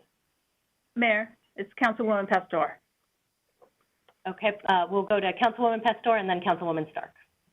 I have a question regarding the small business grant relief program. The round two, we voted on that last week. Are we re-voting on that? Are we voting that on again? Mayor, Councilwoman Pastor, we incorporated that action last week into this plan that we presented this week. So the plan this week incorporated that $5 million of round two into that bucket of business and employee assistance. I know, but we voted on it last week, so does it really need to be incorporated in this? It's automatically incorporated. I'm just getting confused because then I'm going to look at the paperwork and I'm going to say, okay, we ended up voting for 10 million. Because last week I voted for 5 million, and the round two, I could interpret that as another 5. That's important clarification. My understanding was we had incorporated that into this plan that we showed today. And so my understanding is that that still exists, as that 5 million direction is still in there. If the council would like to change that to an extra 5 million, that we should make that clarification now, because that changes what I just indicated. Okay, and I want to be very clear that last week it was 5 million to IDA. That is correct, Councilwoman. Okay, thank you. Councilwoman Stark? Yes, so just another clarification. So you're going to come back with an arts plan, correct? So we're still keeping the 2 million in. And then on some of these other categories, like mitigation and care for vulnerable populations, will you be coming back with better definitions on that as well? Mayor, Councilmember Stark, thank you for bringing that up. That's important. So my understanding of this includes a $2 million number for arts, but we need to bring back a clear definition of what that arts program is. So the $2 million for arts would be included in this framework, as I discussed. And then, as you mentioned, there are some things in this framework that don't have anything attached to them yet, because we haven't had time to get to them. That's where I think those unallocated dollars remain for the council. So we would need a little bit of time, but we could talk to the domestic violence providers and, for example, and come up with an idea for some enhanced domestic violence in response to COVID. But at this point, we haven't allocated anything specifically to that. And your unallocated bucket there at the bottom would be something you could use for that. Okay, and then for the mitigation and care of vulnerable populations, because we've seen a lot of deaths in nursing homes, facilities, perhaps we could talk to AARP and get some ideas from them as well. Just a thought. Yes, thank you. Thank you.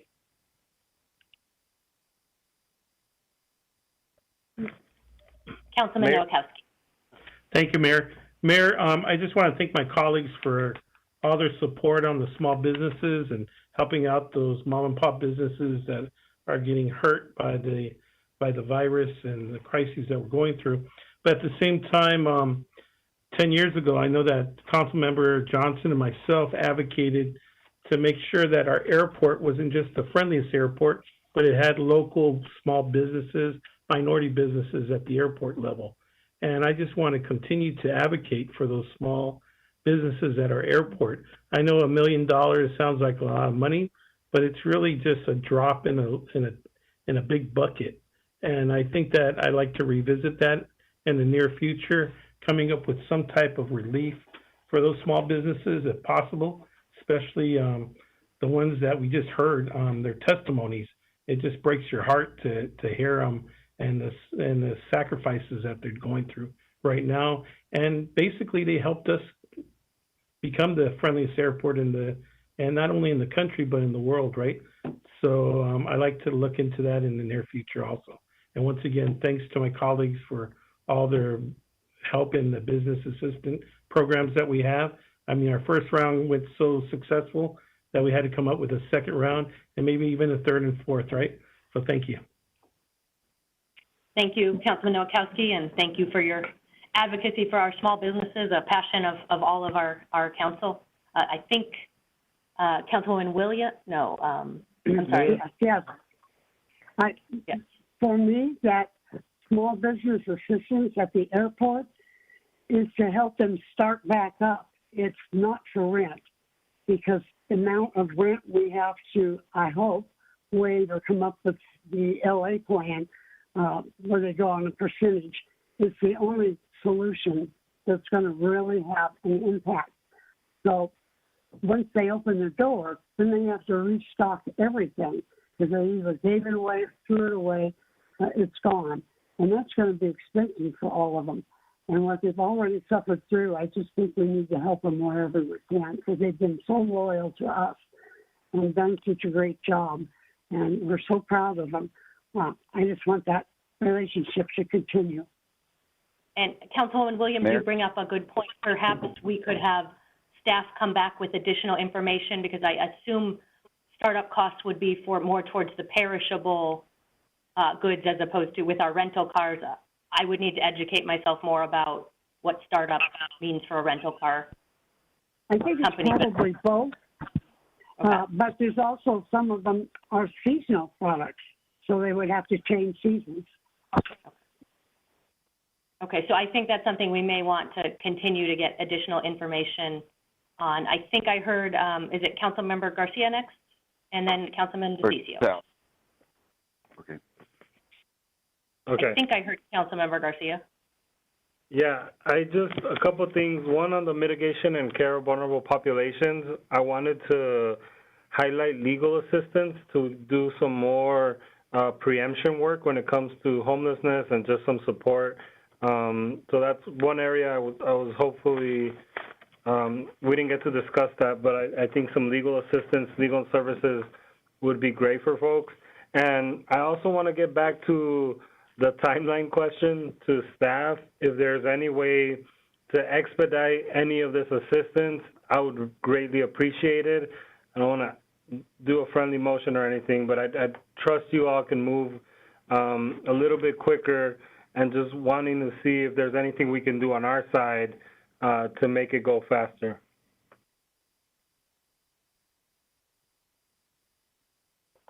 Mayor, Councilmember Garcia, trust me, staff is working as hard as we can on speed. And we understand the council has been clear about the need for speed from the beginning.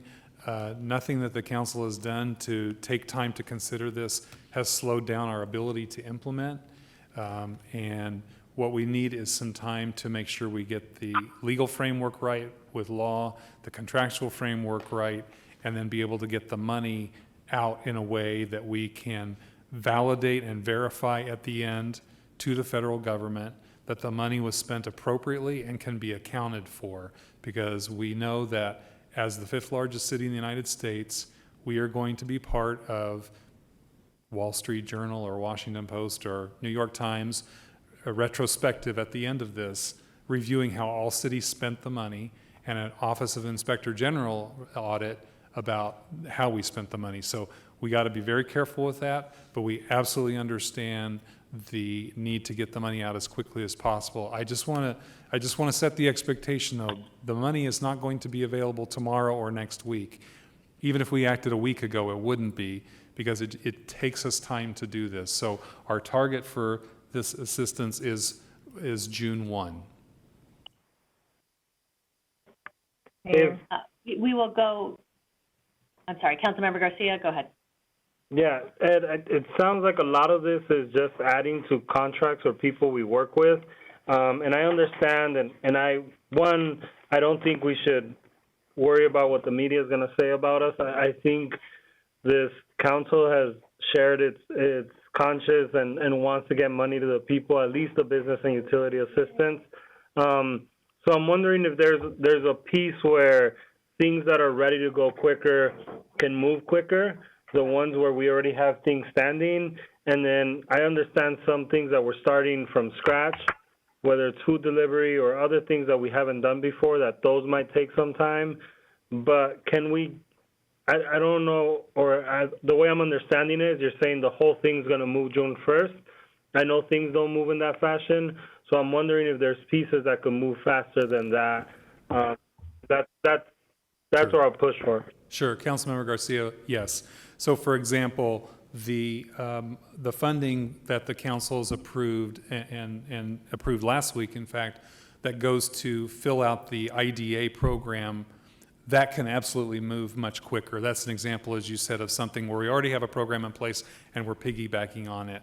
There are other pieces, even with the wildfire, because this money is different and the requirements around it are different than the other wildfire money. We just need to take time to do that. I'm not saying we're going to make everything go at the same pace, but I just want the expectation that it's not tomorrow, although the IDA money can be pretty quick. But absolutely we understand, and we're going to move each bucket at the speed that we can get it done and not make one wait for another.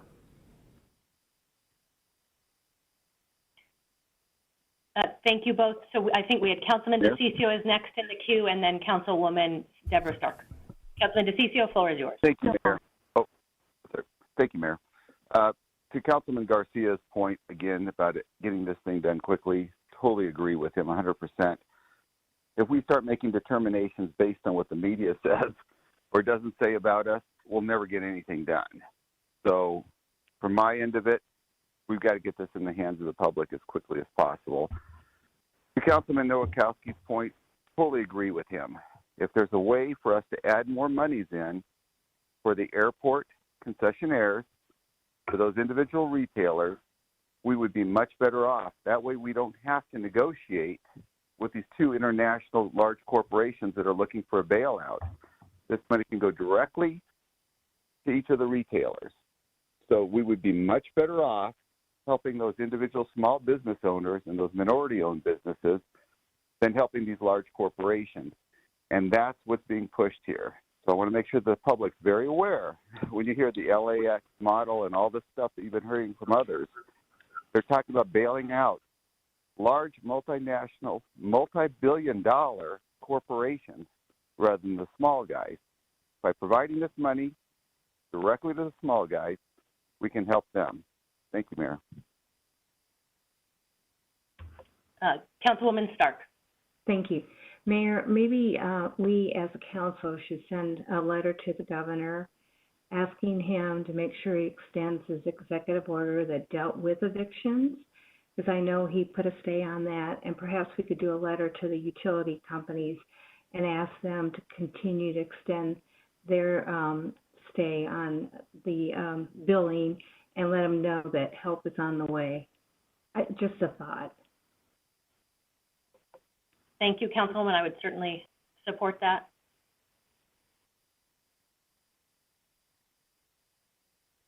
Any additional council member comments? Mayor, it's Vice Mayor. Vice Mayor. Yeah, so I just wanted to make sure, because Jeff earlier talked about the community investment, the $75 million that we're allocating, and I just want to make sure that just trying to revisit this again on making sure that we're going to be working on improving our technology here to making sure that we can do zoning meetings and do whatever it is that we need to do to up our technology. Is that what we're talking about? We're going to be using that $75 million towards that as well? That's one question. Mayor, Vice Mayor, thank you for that question. Those sort of e-government solutions are going to be taken on the city expense side of the $75 million for city expenses. So the things that we need to do to make our meetings more accessible for planning and zoning and villages and other things, that's contained on the city expense side under the telework e-government solutions bucket. And then, okay, thank you. And then my second question is on food delivery. Are you going to come back and talk to us about different food banks that we be giving money to? Because I think that's another way where we can expedite the food delivery money. If we can actually look at different places in our districts that we could give money to, like St. Mary's Food Bank. I know that Cartwright and Roosevelt school districts are also doing food banks every week. I think that'd be another way of getting that money out faster. If we can figure out a way, how do we allocate those $5 million to these different nonprofits or these different organizations and school districts? Mayor, Vice Mayor, yes. we need to come back to you with a proposal on the food delivery that right now is a hold number, and we'll be consulting with the council members about how to best make use of that.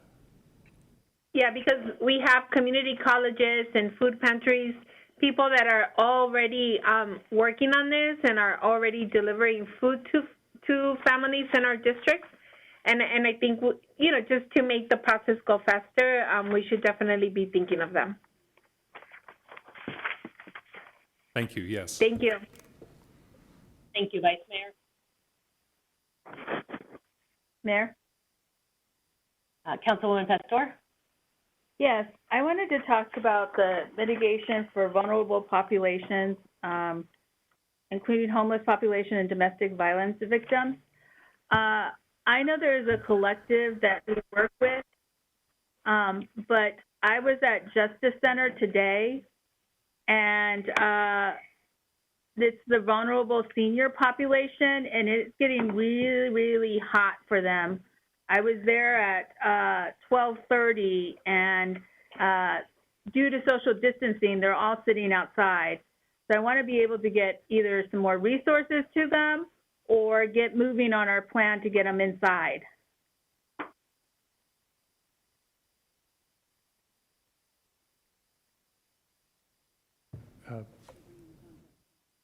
Mayor, I'll ask Assistant City Manager Jonovich to speak to that. Councilwoman Pastor, Mayor, members of the council, we are coming forward tomorrow to execute all of those contracts. That does include the contract to CAS with the funding in there for our additional location. We do have plans to start moving people next week. CAS is in partnership and conversations with Justice Center, and I double verified that today. Yeah. I know that. I don't know if it's just better. I know that they're going to contract with them part-time, but I just don't know if it's just better to add dollars for, to just go to Justice Center for the director piece. I don't know, but we can talk about it offline and bring it back. Okay, thank you.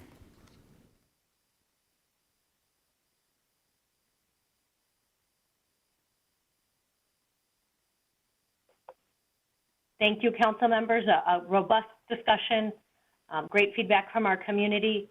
Roll call. Councilman DeCiccio? Yes. Councilmember Garcia? Yes. Councilman Nowakowski? Yes. Councilwoman Pastor? Yes. Councilwoman Stark?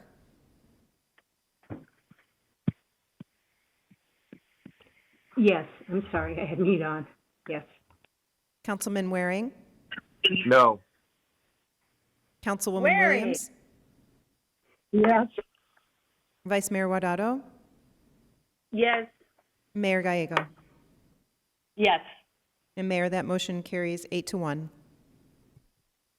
Wonderful. Thank you. The Phoenix City Council has made important investments in supporting small businesses, helping our residents navigate utility payments, and protecting our vulnerable populations. With that, this council meeting is adjourned. The City Council will reconvene in 20 minutes in executive session. Thank you so much for all who joined with us, and we look forward to continuing work together.